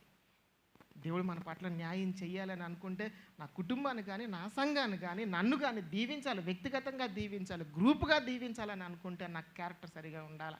ఈ వెధవరాలు అయ్యుండి కూడా వెధవరాలకి న్యాయం జరిగిందేనని అంటే ఆవిడ కోసం లోపలికి ఎంత చక్కగా ఆలోచన చేస్తామనంటే, లోకంలో ఎంతమంది ఎన్ని మాటలు మాట్లాడినా సరే ఎవరో ఒకరు వంకరగా చూసేవాడు, వంకరగా మాట్లాడేవాడు, డబుల్ మీనింగ్ మాట్లాడేవాడు ఉంటూనే ఉంటారు. అన్నీ తట్టుకొని ఆఫీస్ దగ్గరికి వచ్చి నిలబడింది. రాజుగారు ఆఫీస్ దగ్గరికి వచ్చి నిలబడితే ఆయన బాలకాలని అసలు ఆ సందర్భం ఎంత బాగుంటుందో తెలుసా. ఒకసారి వచ్చి విసుక్కోకుండా నిలబడ్డం బట్టి, అరే నేను దేవుణ్ణి లక్ష్య పెట్టనని తెలుసు, మనుషులకే భయపడినని తెలుసు, కానీ ఈవిడ మాత్రం ఏ రోజు తగ్గలేదని చెప్పేసి అని అన్నాడు. మనసు లేని రాజునే మనసు మార్చి ఆవిడ కార్యం చేసినప్పుడు మన పట్ల దేవుడు చేయడానికి ఎంత ముందుకు వస్తాడో ఒకసారి అర్థం చేసుకోండి. దేవునికి స్తోత్రం కలుగును గాక. హల్లెలూయా. గట్టి చేద్దాం, హల్లెలూయా. చివరగా ఒక మాట, విసుక్కోవద్దు. ఏ పనిలో కూడా ఎక్కడ కూడా విసుక్కోకుండా మనం ఉండగలిగితే, తల్లిదండ్రులు పెంచిన విధానంలో బిడ్డలు ఎప్పుడైతే పెరిగారో ఆ బిడ్డలు పెరిగినటువంటి విధానాన్ని దేవుడే ఖచ్చితంగా దీవించి ఉన్నతమైన పరిస్థితికి పెట్టగలుగుతాడు. నేను ఒక్కొక్కసారి కొన్ని మాటలు వింటూ ఉంటాను. జనరల్గాను ఇక్కడ ఉండి డబ్బులు బాగానే సంపాదిస్తారు. ఏం చేస్తారు చెప్పండి? పైగా 10 నిమిషాలు రికార్డింగ్ ఆపేయండి. ఈ రికార్డింగ్ ఉంటే ఎలాగుందంటే ఊరు ఈవిడ మాట్లాడతలేదు. ఒకరోజు ఏం చేసిందంటే లోపలికి ఒక కట్ట తీసి ఇలా చూస్తుంది. ఇలా చూస్తాను, ఒక పక్క ప్రింటింగ్ ఉంది, ఇంకో పక్క ప్రింటింగ్ లేదు. హల్లెలూయా. ఒక పక్కే మరి ఇప్పుడు నిన్నటికి 4 రోజుల క్రితమే దేవుడు చాలా గొప్పడు, ధన్యుడు, నా కష్టాలు తీరిపోయినా అన్న ఇప్పుడు వెంటనే తిట్టేసింది దేవుడిని ఆవిడ. పనికి మన దేవుడు దొరికినట్టే దొరికినాయి ఏంటా అని చెప్పి రాత్రి పూట ప్రార్థన చేస్తుంది. ప్రభా ఏంటి ప్రభా, ఎంత కట్ట ఇచ్చావు, ఇన్ని డబ్బులు ఇచ్చావు, ఇన్ని చేసావు, ఎంత చేసావు ప్రభా, ఏంటి డబ్బు దొరికినట్టు దొరికిందని దేవుడితో దెబ్బలాడుతుంది. దేవుడు రాత్రి ఆవిడ దర్శనంలోకి కనపడింది. ఆమె ఏ వారం అయినా సరే నలిగిపోకుండా ఉన్న నోటు ఎప్పుడైనా వేసావా, అతుకులు లేకుండా ఉన్నటువంటి నోటు ఎప్పుడైనా వేసావా అని అడిగాడట దేవుడు. హల్లెలూయా. అతుకులు ప్లాస్టర్ వేసిన కాగితం ఎతికి పట్టుకొచ్చి వేస్తుంది ఆవిడ. ఏమేస్తుంది? నలిగిపోయిన కాగితం తీసుకొచ్చి వేస్తుంది ఆవిడ. ఏంటి, ఎలాంటి వాడికి ఎలా సమాధానం చెప్పాలో దేవుడు అలాగే సమాధానం చెప్తాడు. హల్లెలూయా. ఎందుకంటే మన మనసును బట్టే దేవుడు దీవిస్తాడండి, మన హృదయాన్ని బట్టే దేవుడు దీవిస్తాడండి.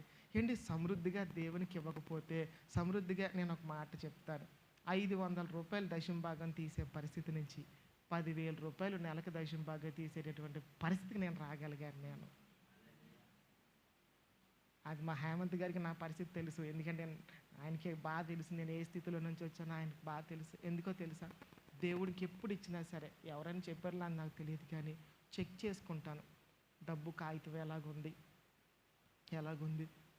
నేను దీవించబడాలని అనుకుంటే దేవునికి స్వచ్ఛమైనది ఇవ్వాలి, స్వచ్ఛమయంగా మాట్లాడాలి. ఎవరో చెప్తే కాదు, తనలో తాను అనుకున్న ఆ మాట ఒకసారి చదవండి. ఒకసారి ఆమెకు న్యాయము తీర్తునని 18వ అధ్యాయము 5వ వచనం. తొందర పెట్టుచున్నది, మాటికి వచ్చి గోజాడుకున్నట్లు న్యాయము తీర్తునని తనలో తాను మాట్లాడదాం. తనలో తాను ఎవరైనా చెప్తే తెలిసిందా, తనకు తానుగా అనుకున్నాడో చెప్పండి. ఇప్పుడు ఏదైనా చెయ్యాలన్నా ప్రభు పరిచర్య కావచ్చు, కుటుంబాన్ని నిలబెట్టుకోవడం కావచ్చు, పరిస్థితిని నిలబెట్టుకోవడం కావచ్చు, మనకు మనం ఆలోచన చేయాలా. ఇంకో మాట చెప్తాను, తప్పుగా అనుకోకండి. అనుకోనంటే చెప్తాను, 2 చేతులు పైకెత్తి స్తోత్రం చెప్తాను, మాట్లాడతలేదు. మళ్ళీ ఏం బాంబు వేస్తాడు అని అనుకున్నారు ఏటో. హల్లెలూయా. ఒక ఆవిడ తెలిసినారు, మాకు బాగా మంచి బలేటోళ్ళు అని బాబు, కొయిటో వచ్చిన వాళ్ళు అందరూ కూడా వచ్చినప్పుడు అయ్యగారు అని వస్తారు. ఎలాగా అవి బాబు చిన్న పని అని బాబు, 20,000 ఉన్నా సరే, 30,000 ఉన్నా సరే అని బాబా అంటారు. లాంగ్వేజ్ ఎలా ఉంటుంది, మన east Godavari west Godavari language ఎలా ఉంటుంది చెప్పండి. ఓ 10 ఏళ్ళు ఇక్కడ పని చేసింది, 10 ఏళ్ళు పని చేసేసరికి చేతులు వాసినాయి, మెళ్ళ వాసినాయి. అంటే ఏంటండి, మా సార్ చాలా స్పీడ్గా ఉన్నారు. హల్లెలూయా. ఏం వాసినాయి చెప్పండి. ఒక గుడిసులో నుంచి వచ్చి బతికింది ఆవిడ. ఎక్కడి నుంచి అండి అంటే స్థితి మర్చిపోకుండా ఉండడం, గుడిసులో నుంచి వచ్చింది, కరెంట్ లేని పరిస్థితి నుంచి వచ్చింది, 10 ఏళ్ళ నుండి డబ్బులు బాగా సంపాదించి వచ్చింది. ఒకరోజు అన్నం తింటుంది ఆవిడ. అన్నం తింటా ఉంటుంటే అన్నం ఏ చెట్టుకి కాస్తుందని అడుగుతుందంట ఆవిడ. ఏంటండి, ఏ చెట్టుకి? దీన్ని ఏమంటారు, బతుకు తక్కువ. కానీ ఈ మనస్తత్వం నాకున్న మీకున్న ఎవరికన్నా, ప్రభా నా భర్తను నా బిడ్డలను కాపాడు తండ్రి అంటే వింటాడా ప్రార్థన? అంటేనండి. మరి ఎందుకు బాగు చేయాలి చెప్పండి. కమిట్మెంట్ నీకు లేదు. డబ్బులు ఉంటే ఒకలాగా, డబ్బులు లేకపోతే ఒకలాగా, నలుగురు కలిసి ఉంటే ఒకలాగా, కలిసి లేకపోతే ఒకలాగా మాట్లాడుతూ ఉన్నావు. కానీ పేద వెధవరాలు విసుక్కోకుండా ఎప్పుడు మొదటి రోజు అవసరానికి ఎంత జాగ్రత్తగా దేవుని సన్నిధికి వచ్చిందో, కార్యం పూర్తయ్యేంత వరకు ఆవిడ అవసరాన్ని రాజు తీర్చేంత వరకు కూడా ఆవిడ అలా కమిట్మెంటే ఉంది. మనం మనసు మారకూడదండి. మనుషులు ఎప్పుడు కూడా నీ మనస్తత్వాన్ని బట్టే దేవుడు దీవిస్తాడు తెలుసా. దేవునికి స్తోత్రం కలుగును గాక. హల్లెలూయా. ఇప్పుడు అదే అనుకుందనమాట, దేవుడు నాకు గొప్ప కార్యం చేశాడు అనుకో. దేవుడు ఎవరికి అన్ని ఊరికి చేయడు. సాధారణంగా అందరూ ఏమనుకుంటారో తెలుసా, ఏ సేవకుడైనా వచ్చే నువ్వు దీవించబడిపోతావు, ఆశీర్వదించబడిపోతావు, నీకు ఇల్లు వచ్చేస్తుంది, వాకులు వచ్చేస్తుంది, కారు వచ్చేస్తుంది, బిల్డింగ్లు వచ్చేస్తాయి అని అంటే, అమ్మబాబు ఈ సేవకుడు చాలా మంచిడని అనుకుంటారు. అనుకుంటారా లేదా చెప్పండి. అనుకుంటారా లేదా చెప్పండి. నాకు ఎందుకో అలా చెప్పబుద్ధి అవ్వదు. ఎందుకంటే నీ ప్రార్థనా జీవితాన్ని బట్టే, నీ భక్తి జీవితాన్ని బట్టే, నీ విశ్వాసాన్ని బట్టే దేవుడు తీసుకెళ్తాడు తప్ప పనిగట్టుకొని కూర్చొని పనికిమాలిన పనులు చేసుకుంటూ, పనికిమాలిన ఆలోచన చేసుకుంటూ, చెడ్డ ఆలోచనలు చేసుకుంటూ 24 గంటలు ఫోన్ పట్టుకొని కూర్చుంటుంటూ వీడియో కాల్ మాట్లాడతాక టైం ఉంటుంది, ఫోన్ చేస్తా అన్నిటికీ టైం ఉంటుంది. కానీ ప్రభా నువ్వు చాలా మంచి అడుగు తండ్రి, చాలా మంచి అడుగు తండ్రి అని ప్రార్థన చేసేటటువంటి హృదయాన్ని దేవుడు దీవిస్తాడా? 24 గంటల లోకానుసారమైనటువంటి ఆలోచనలు ఆలోచించే వాళ్ళకి చేస్తాడా చెప్పండి. ఫోన్ ఎంతవరకు అంతవరకే. చాలామంది చెప్పుకుంటారేమో, నేనన్నా సరే అంతే. ఫోన్ ఎంతవరకు అంతే. దేవుని వాక్యాన్ని ఎంతమంది దైవజనులు చెప్పినా రాసుకొని గుర్తుపెట్టుకుని, అదే విసుక్కోకుండా ఉండడంలో ఉండేటటువంటి వ్యక్తికి ఉండేటటువంటి ఆలోచనలు ఇది ఒకటి. ఆ దైవజనుడు ఏం చెప్పాడు, ఈ దైవజనుడు ఏం చెప్పాడు, ఇలా ఆలోచన చేసుకుంటూ ముందుకు వెళ్ళగలిగితే దేవుడు ఖచ్చితంగా దీవిస్తాడు. దయచేసి ప్రార్థన అంటే విసుక్కోవద్దు, మీటింగ్ అంటే విసుక్కోవద్దు. ఏమాత్రం వెసులుబాటు ఉంటే, అవకాశం ఉంటే దేవుని సన్నిధిని పోగొట్టుకోవద్దు. అందుకే ఒక మాట ఉంటుంది, నీ ఆలయంలో ఒక దినము గడుపు 1000 దినముల కంటే 24 గంటలు 1కి 2కి మంచినీళ్ళకి వెళ్ళకుండా, మంచినీళ్ళకి ఎక్కడికి వెళ్ళకుండా మందిరంలో కూర్చునే వాళ్ళు ఎంతమంది ఉన్నారని చెప్పండి. ఎవరైనా ఉన్నారో చెప్పండి. కానీ దావీదు మహారాజు ఒక మాట, నీ ఆలయంలో ఒక దినము గడుపుట 1000 దినముల కంటే మనం పట్టుమని 4 గంటలు కూర్చోలేం. కూర్చోగలమండి? కీళ్ళ నొప్పులు, కాళ్ళ నొప్పులు, తలపోటు, ఆకలి అని అంటారు. అవునా కదా? చెప్పండి ఒకసారి. మరి ఆశీర్వాదాలు, దీవెనలు రావాలని అనుకుంటే ఎలా వస్తాయి చెప్పండి ఒకసారి?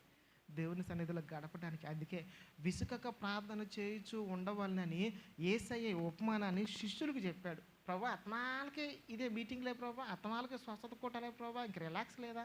ఆ మనసును గ్రహించి యేసు ప్రభు స్వయంగా శిష్యులకు అర్థం అవడానికి ఈ ఉపమానం చెప్పాడు. హల్లెలూయా. ఇది కూడా మీకు కూడా ఇందులో ఉన్నటువంటి లోతు అర్థం అవడానికనే ఇన్ని విషయాలు మీకు జ్ఞాపకం చేశారు. నేను విసుక్కోవద్దు, బిడ్డలను జాగ్రత్తగా పెంచుకోండి. డబ్బులు లగ్జరీ చెయ్యొద్దు. క్రిస్మస్కి బట్టలు లేకపోతే క్రిస్మస్ ఏమీ ఆగిపోదు. న్యూ ఇయర్కి బట్టలు లేకపోతే ఏం ఆగిపోదు, ఏది ఆగదు. బిడ్డలను భక్తిలో పెంచండి, వాక్యాలు వినండి, రోజు ప్రార్థన చేసుకోండి, జీతాలు జాగ్రత్తగా దాచుకోండి.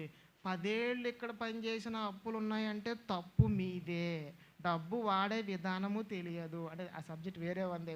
డబ్బు వాడే విధానం తెలియాలి, అనవసరమైన ఖర్చులు చేయకుండా ఉండాలి అని అంటే వాక్యాన్ని ఒకసారి నెమ్మదిగా చదువుతూ ఉంటుంటే ఎక్కడ ఖర్చు పెట్టాలో. ఎందుకంటే జ్ఞానం ఎక్కడ వస్తుందో తెలుసా అండి? వాక్యం చదివితేనే. మీరు నమ్ముతారని మీరు అనుకుంటారు, ఎందుకు మంచి బట్టలు వేసుకొస్తారు. నేను ఇప్పటికీ గంజి తాగుతాను నేను. కావాలని పెట్టించుకొని మరి తాగుతాను. ఎందుకంటే ఆ గంజి తాగే పెరిగాను, గంజి తాగే స్కూల్కి వెళ్ళాను, గంజి తాగే నేను బడికి వెళ్ళాను, గంజి తాగే కాలేజీకి వెళ్ళాను. నేను ఈరోజు గంజి తాగితే నాకు ప్రెస్టేజ్ ఏముంది? గంజితో అలా అన్నం కంటే గంజే చాలా బెస్ట్. నమ్మినోరు స్తోత్రం చెప్దాం. ఏ స్థితిలో నుంచి వచ్చానో ఆ స్థితి ఇప్పటికీ నేను మర్చిపోను. బహుశా ఈరోజు ఈ పరిస్థితిలో ఉండడానికి నా బ్రతుకు మర్చిపోలేదు. కాబట్టి ప్రార్థన అంటే, కూటాలంటే, మీటింగ్స్ అంటే నాకు విసుగుదల లేదు. కాబట్టి దేవుడు ఈ స్థితిలో నన్ను పెట్టాడు. ప్రార్థన మీటింగ్లు అంటే ఎవరు విసుక్కోవద్దు. దేవుని పనిలో ముందుండండి, దేవునికి అవకాశం ఇవ్వండి, దేవుని పనిలో ఎప్పుడు కూడా ప్రోత్సాహకరంగా ఉండండి.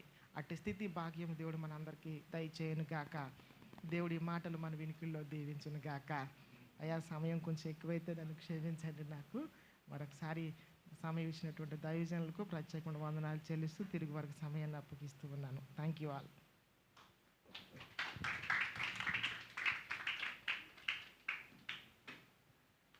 హల్లెలూయా, దానికి స్తోత్రం. చక్కని మాటలు ఇంతవరకు కూడా మనం విన్నాం కదండి. ఏం విన్నామండి? మాటల్లో ఏం నేర్చుకున్నాం మనం? విసుకక ప్రార్థన చేయాలి. వాక్యంలో ఉంది కదండి, విసుకక ఎడతగి ప్రార్థించాలి అని. మనం విసుగుపోకూడదండి. మరి ఈరోజు చాలామందికి అవకాశం ఉండే దేవుని సన్నిధికి రాలేకపోవచ్చు, కొంతమందికి అవకాశం లేక రాకపోవచ్చు. అయినప్పటికీ అందరి కొరకు ప్రార్థన చేద్దాం. నేనైతే ఇంతవరకు ఏ రోజు విసుగుపోలేదండి. ఎందుకంటే రాత్రి అయితే 1:30 అయింది నాకు అందరిని దింపు వచ్చినప్పటికి. 1:30కి నిద్రపోయి మళ్ళీ 5 గంటలకు నేను డ్యూటీకి వెళ్ళాను. 600 కిలోమీటర్లు నేను డ్యూటీకి వెళ్ళొస్తానండి. 600 కిలోమీటర్లు నా జర్నీ ఉంటుంది ప్రతిరోజు. 600 కిలోమీటర్ల జర్నీకి వెళ్ళి డ్యూటీ చేసుకుని మళ్ళీ ట్రాన్స్పోర్ట్ చూసుకుని మళ్ళీ దేవుని సన్నిధిలో సమయానికి ఉంటాను. నేను ప్రతిరోజు దేవుని సన్నిధిలో ఉండటానికి ఇష్టపడుతూ ఉంటాను. చాలామంది అంటారు, నీకు ఇసుకురాదా, ఎందుకు అత్తమాటు మీటింగ్స్ పెడతావు? చాలామంది అంటారు నన్ను, అత్తమాటు మీటింగ్స్ అంట వచ్చే వాళ్ళు కూడా రారు. వస్తారు, ఎందుకు రారండి? అదే ఇప్పుడు చెప్పిన వాక్యం. విసకక మనం ప్రార్థన చేయాలి, పట్టుదలతో ప్రార్థన చేయాలి. అప్పుడే దేవుని ఆశీర్వాదాలు వస్తాయి. మరి ఎంతవరకు బ్రదర్ చెప్పిన మాటలు అందరి జీవితాల్లోని కూడా ఆ స్థితిలో నుంచి అందరూ కూడా పైకి వచ్చిన వాళ్ళే. నేను కూడా అదే స్థితిలో నుంచి వచ్చాను. ఇప్పటికీ అదే జ్ఞాపకం చేసుకుంటూ ఉంటాను నేను ప్రార్థనలో. ఒకప్పుడు తినటానికి లేనటువంటి వ్యక్తిని ఈరోజు తినటానికి ఆహారం ఇచ్చాడు. ఎందుకు ఇచ్చాడంటే ఆయన దగ్గర నమ్మకంగా ఆయన పని చేస్తున్నాడు కనుకే ఈరోజు ఈ విధంగా నిలబడ్డాం. పిల్లల విషయంలో చాలా జాగ్రత్తలు తీసుకోవాలండి. మా అబ్బాయి ఇప్పుడు కూడా రాయల్ ఎన్ఫీల్డ్ కావాలని అంటూ ఉంటాడు ఎప్పుడు, కొనాలని. నేను ఎప్పుడు కొన్నాను. అసలు ఒక డొక్కు స్కూటీ ఉంది, ఎందుకు పనిచేయదన్నమాట. అది ఏ పాటుగా పాటు ఊడిపోయింది, దాని మీదే వెళ్ళంటాను అంతే, దాని మీదే వెళ్తాడు కాలేజీకి. ఇంతవరకు బైక్ కూడా నేను కొనేవాలేదండి. ఫోన్ కూడా పగిలిపోయిన ఫోనే వాడుతూ ఉంటాడు. కొత్త ఫోన్ కూడా కొనివ్వడానికి ఇష్టపడి నేను. ఎందుకంటే మన స్థితి తెలుసు కనుక మనం గొప్పలకు ఎప్పుడు వెళ్ళకూడదండి. చాలామంది పిల్లల విషయాల్లో గొప్పలకు వెళ్తూ ఉంటారు, వాళ్ళ జీవితాలను తల్లిదండ్రులే పాడు చేసేస్తూ ఉంటారు. సో దయచేసి అందరూ కూడా పిల్లల విషయాల్లో జాగ్రత్తలు తీసుకోండి. అలాగే మన స్థితి, ఏ స్థితిలో నుంచి మనం వచ్చామో ఆ స్థితిని మనం ఎప్పుడూ కూడా కనిపెట్టుకునే ఉండాలి. ఈ రోజుకి నేను ఎప్పుడు బట్టలు కొనుక్కోలేదండి, అది కూడా చెప్తాను దేవుని సన్నిధిలో. ఎవరో ఒకరు కొనిస్తూ ఉంటారు, కానీ నేను ఇంతవరకు బట్టలు ఎప్పుడూ కొనుక్కోలేదు. ఎవరో ఒకరు నచ్చినప్పుడు, దేవుడు ప్రేరేపణ కలిగినప్పుడు ఎవరో ఒకరు ఒక జత బట్టలు తీసేస్తూ ఉంటారు, అవే వాడుతూ ఉంటాను. కానీ ఇంతవరకు నేను కత్తెర వచ్చి ఒక జత బట్టలు కొనుక్కున్నాను అంటే అది నాకైతే తెలియదు, మరి నేను కొనుక్కోలేదు యథార్థంగా. నేను ఎక్కువ ఇష్టపడను, చాలా సింపుల్గా ఉంటానండి. సింపుల్గా ఉండడానికే ఇష్టపడతాను. కానీ చాలామంది చెప్పారు కదండి, డబ్బు ఉంటే ఒకలాగా లేకపోతే ఒకలాగా చాలామంది కనిపిస్తూ ఉంటారు. కానీ మనం ఎప్పుడు కూడా దేవుని దృష్టిలోనే ఎప్పుడు ఉండాలి. అంటే మనం తగ్గించుకుని దేవుణ్ణే మనం హెచ్చించే వరంగా ఉండాలి. అందుకే అదే జీవితాన్ని ఇష్టపడుతూ ఉంటాను. ఎన్నో శోధనలు, ఇబ్బందులు, శ్రమలు ఎన్నో వస్తూ ఉంటాయి. అన్నిటినీ కూడా ప్రార్థనతోటే జయిస్తూ ఉన్నామండి. ఇంతవరకు కూడా ప్రార్థనలో అంత శక్తి ఉంది, అంత బలం ఉంది. ప్రార్థన చేయండి, మీకున్న ప్రతి సమస్య కూడా వెళ్ళిపోద్ది. గొప్ప సంతోషాన్ని ప్రార్థన ద్వారానే పొందుకోగలుగుతారు. గొప్ప ఆశీర్వాదాలు ప్రార్థన ద్వారానే వస్తాయి. చక్కని మాటలు, మరి ఎంతోమంది దైవజనులు వస్తూ ఉన్నారు. ఆ మూలమైనటువంటి వాకులు దేవుడు పంపిస్తూ ఉన్నాడు. ముఖ్యంగా తేజోమడి ప్రార్థనా మందిరంకి అయితే ప్రతి నెల 2-3 వస్తూనే ఉంటారు. చక్కని కొత్త మాటలు అందరూ కూడా వింటూ ఉన్నారు. కానీ విడిచిపెట్టేయద్దు. విడిచిపెట్టేస్తే ఏమీ ప్రయోజనకరం కాదు. విన్న వాక్యాన్ని ఎప్పుడు కూడా హృదయంలో దాచుకుని ఆ మాటలని మనం ధ్యానం చేస్తూ ఉండాలి. ధ్యానించేవారే ధన్యులు, చదివేసిన వారు ధన్యులు కాదు, కానీ ధ్యానం చేయాలి.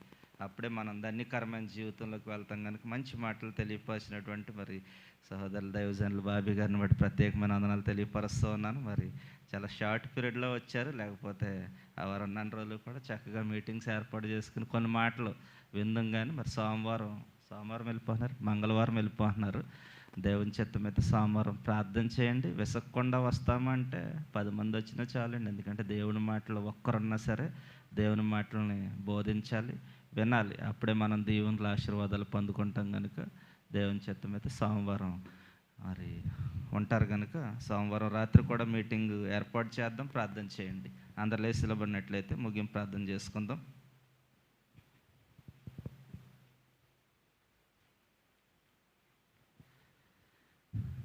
ఇంతవరకు కూడా చక్కని మాటలు మనం విన్నాం. ఆ మాటలను బట్టి ప్రభుని మహింపరుస్తూ అందరూ ప్రార్థన చేసుకుందాం. మన స్థితిగతులు ఎరుగున్న దేవుడు, మనకు చాలిన దేవుడు, నిజమైన దేవుడు, నమ్మకమైన దేవుడు. ఆయన సన్నిధిలో మనం ఉన్నాం. 1 దినము గడుపుడు 1000 దినముల కంటే శ్రేష్టమని వాక్యం ద్వారా మనం బలపరచబడ్డాం. మరి అందరూ కూడా దేవుని సన్నిధిని ఎవరు నిర్లక్ష్యం చేయకుండా దేవుని సన్నిధిని ప్రేమించేవారుగా మనం ఉండాలి. అప్పుడే దీవెనలు, ఆశీర్వాదాలు, సమృద్ధి మన జీవితాల్లో, కుటుంబాల్లో దేవుడు అనుగ్రహిస్తాడు. కనుక అటువంటి జీవితంలో ప్రతి ఒక్కరు ఉండాలని తెలియపరుస్తూ వచ్చిన మీ అందరికీ ప్రత్యేకమైన వందనాలు తెలియపరుస్తూ ఉన్నాను. మరి రేపు కూడా పునరుద్ధరణ కూడుకుంది, అందరూ కూడా రండి, అనేక మందికి తెలియపరచండి. అలాగే సోమవారం కూడా ఒక మీటింగ్ని ఏర్పాటు చేసుకుందాం. దేవుని చిత్తం అయితే ప్రార్థన చేయండి. ప్రార్థన చేసుకుందాం. సకల ఆశీర్వాదములకు కారణభూతుడు అయిన ప్రియ పరలోకపు తండ్రి, నీ శ్రేష్టమైన నామమునకు స్తోత్రాలు చెల్లిస్తూ ఉన్నాం. ఇదిగో ప్రభు, ఇంతవరకు కూడా ఈ యొక్క కూడుకులో మీరుండి చక్కని మాటల ద్వారా మమ్మల్ని బలపరిచారు. అందుని బట్టి స్తోత్రాలు చెల్లిస్తూ ఉన్నాం. ఇదిగో తండ్రి, విసకక ఎవరైతే ప్రార్థన చేస్తారో, విసకక ఎవరైతే నీ మందిరానికి వస్తారో, విసకక నిత్యము నీ సన్నిధిలో ఎవరైతే నిలబడతారో, నీ పనిలో నిలబడతారో వారే గొప్ప దేవుని ఆశీర్వాదాలు పొందుకుంటామని ఈ దినం వాక్యం ద్వారా మేము బలపరచబడ్డాం. అందుని బట్టి స్తోత్రాలు చెల్లిస్తూ ఉన్నాం. ఆయన అనేక మంది దైవజనుల తోడుకొస్తూ ఉన్నారు. నూతనంగా అనేకమైనటువంటి మాటల ద్వారా మమ్మల్ని బలపరుస్తూ ఉన్నారు. ఆ మాటలు విడిచిపెట్టేస్తే ప్రయోజనకరం కాదు. కానీ నేను ఆ మాటలని మా హృదయాల్లో దాచుకుని దినదినము ఎవరు వేసుకుంటూ ముందుకు కొనసాగినప్పుడే గొప్ప దేవునికరంగా మేము ఉంటామని వాక్యం ద్వారా అనేక విషయాలు నేర్చుకుంటున్న విధానం బట్టి స్తోత్రాలు చెల్లిస్తూ, ఇది ఇండియా దేశం నుంచి క్షేమకరంగా మరి దేశం నడిపించారు. నేను బాబీ గారికి మీరు తోడుగా ఉన్నారు. నన్ను వారి స్థితిగతులు తెలిసిన దేవుడికి స్తోత్రాలు తండ్రి. వారికి అవసరం అక్కలున్న మీ యొక్క శక్తివంతమైన నామలోంచి విడుదల దయచేయండి. ఇంకా నీ పరిచర్యలో బలంగా వాడబట్టడానికి సహాయం దయచేయండి. వారి ఆలోచనలు ఏమై ఉన్నాయో ఆలోచనలన్నీ కూడా సఫలపరచండి. ఇదిగో తండ్రి, చక్కని ప్రేమను వారు మా ఏళ్ళ చూపించిన విధానం బట్టి కృతజ్ఞతలు మీకు చెల్లిస్తూ ఉన్నాం ప్రభువా. ఇదిగో అందరూ కూడా ఈ విధమైనటువంటి ప్రేమ కలిగి ఉండాలని వాక్యం సెలవిస్తూ ఉంది. మీ ప్రేమ స్వరూపు తండ్రి. మీ ప్రేమ మాత్రమే మా హృదయాల్లో ఉండాలి. ఆ ప్రేమ ద్వారానే మేము జీవించాలి. ఆ ప్రేమను ఇతరులకు అనేక మందికి మేము తెలియపరిచే వరంగా ఉండాలి. అటు విధమైనటువంటి కృపను నీ ప్రియ పిల్లలందరికీ దయచేయమని రేపు జరిగే ఆదివారం కూడుకులో కూడా మీరు తోడుగా ఉండండి, సహాయం దయచేయండి. నీ చిత్తం అయితే సోమవారం కూడా ఆఖరి దినంగా నేను ఒక మీటింగ్ ఏర్పాటు చేసుకోవడానికి మీరు సహాయం దయచేయండి. ఇదిగో తండ్రి, మీటింగ్స్ అంటేనే చాలామంది విసుకుపోతూ ఉన్నారు, చాలామంది రాలేనటువంటి పరిస్థితులు. నేను వారితో ఈ దినం వాక్యం ద్వారా మీరు మాట్లాడినందుకు మీకు స్తోత్రాలు చెల్లిస్తూ ఉన్నాం. నేను ఎవ్వరం విసుకూడదు ప్రభా, మేము విసిగితే మీరు కూడా విసిగే దేవుడు ప్రభా. నాయన అటు విధమైనటువంటి గొప్ప కార్యాలను మేము చూడాలి అంటే మీ సన్నిధిలో ఎప్పుడూ విసగకుండా ప్రార్థించే భాగ్యాన్ని మాకు దయచేయమని మరొకసారి తండ్రి, కొడుకులో మీరు తోడుగా ఉన్నారు, వచ్చిన ప్రయాణంలో తోడుగా ఉన్నారు, మళ్ళీ వెళ్ళే ప్రయాణంలో కూడా మీరు తోడుగుండి క్షేమంగా నడిపించి నేను ఇదిగో గృహం చేరు పర్యంతం మరలా నీ నామాన్ని మహింపరిచే కృపను దయచేయండి. రాత్రికాల సమయంలో ఇదిగో నీ పిల్లలందరికీ మంచి నిద్రను దయచేయండి. కళ ద్వారా, స్వప్నాల ద్వారా, దర్శనాల ద్వారా మీరు మాట్లాడండి. ఉదయకాల సమయంలో మరలా మేము లేచి నీతిస్తుడని ముఖ దర్శనం చేసుకుని మరలా మా పనుల్లో, మా దినచర్యలో ముందు కొనసాగే భాగ్యం దయచేయమని రేపు సాయంత్రం మరలా పునరుద్ధరణ కూడుకులో మేము అందరం కలిసి నీ నామాన్ని ఆరాధించుకునే భాగ్యాన్ని మాకు దయచేయమని ఇదిగో తండ్రి, ఈ దినం కూడుకులో ఎంతమంది అస్సలు కలిపి ఉన్నారో వారందరినీ కూడా మీరు దీవించండి, ఆశీర్వదించండి. వారికి ఉన్న సమస్యల నుంచి విడుదల దయచేయండి. ఇదిగో బలహీనంగా ఉన్న బిడ్డల కొరకు మరొకసారి ప్రార్థనలో జ్ఞాపకం చేసుకుంటూ ఉన్నాం. మోకా సీన్ గారిని జ్ఞాపకం చేసుకోండి, స్వస్థత దయచేయండి. రేపు నీ సన్నిధికి రావడానికి సహాయం దయచేయమని ప్రార్థిస్తున్నాను. స్తోత్రాలు ప్రభా. ఇదిగో మాకు ఇచ్చిన కమిటీని బట్టి, పెద్దలను బట్టి, చిన్నలను బట్టి, ట్రాన్స్పోర్ట్ ఇస్తున్నటువంటి వారిని బట్టి, ప్రతి ఒక్కరిని బట్టి ప్రార్థిస్తూ ఉన్నాం తండ్రి. దేవుని ఆశీర్వాదాల సమృద్ధిని వారి కుటుంబాలకు దయచేయమని ప్రార్థిస్తూ ఇదిగో తండ్రి, మరి ముఖ్యంగా హేమంత్ జాని గారిని వారి కుటుంబాన్ని జ్ఞాపకం చేసుకోండి. ఇచ్చినటువంటి 3 కుమార్తెలను బట్టి కూడా ప్రార్థిస్తూ ఉన్నాం తండ్రి ప్రభా. వారి కుటుంబం తండ్రి ప్రభా, నీ యొక్క మందిరంలో పచ్చిన ఒలివ మొక్క వలె నాటబట్టడానికి సహాయం దయచేయండి. ఇదిగో మంచి ఐక్యతను మాలో కలగజేసేందుకు మీకు స్తోత్రాలు చెల్లిస్తూ ఎప్పుడు ఈ ప్రేమ, సమాధానం, ఐక్యత ఈ విధంగా వర్ధిల్లే భాగ్యం దయచేయమని మరొకసారి ముగించుకుని వెళ్తుండగా మీ సన్నిధి ప్రస్తుతం తోడిగిచ్చి ప్రతి ఒక్క నడిపించమని మా ప్రభు రక్షకుడు, విమోచకుడు, మా కొరకు ప్రాణం పెట్టి తిరిగిలేసిన క్రీస్తు వారి నామములో ప్రార్థించి వేడుకుంటున్నాం కన్న తండ్రి, ఆమేన్. పరలోక ప్రార్థన. పరలోకమున్న నా తండ్రి, నీ నామం పరిశుద్ధపరచబడుగాక, నీ రాజ్యం వచ్చునుగాక, నీ చిత్తం పరలోకమందు నెరవేరినందు భూమి అందు నెరవేరునుగాక. మన దినాహారం నేడు మాకు దయచేయండి. మా ఇళ్ళ అపరాధములు చేసిన వారిని క్షమించిన ప్రకారం మా అపరాధములు క్షమించండి, తప్పించండి. రాజ్యంలో శక్తి, మహిమ నిరంతరం నీవైనావు తండ్రి, ఆమేన్. పరలోక ప్రార్థన దైవజనులు ఇస్తారు. మన తండ్రి అనే దేవుని ప్రేమ, కుమారుడైన యేసుక్రీస్తు వారి యొక్క కృప, పరిశుద్ధాత్మ సహవాసము మనకి, మన కుటుంబాలకి, తేజమడి మినిస్ట్రీ నడుపుతున్నటువంటి రాజ్ కుమార్ గారికి, కూడి వచ్చిన మీకు అందరికీ కూడా దేవుని కృప సదాతోడిని నడిపించును గాక. యేసు రక్తమే జయము, ప్రభేసు రక్తమే జయము, ప్రభేసు నామమునకు సంపూర్ణ విజయము కలుగును గాక.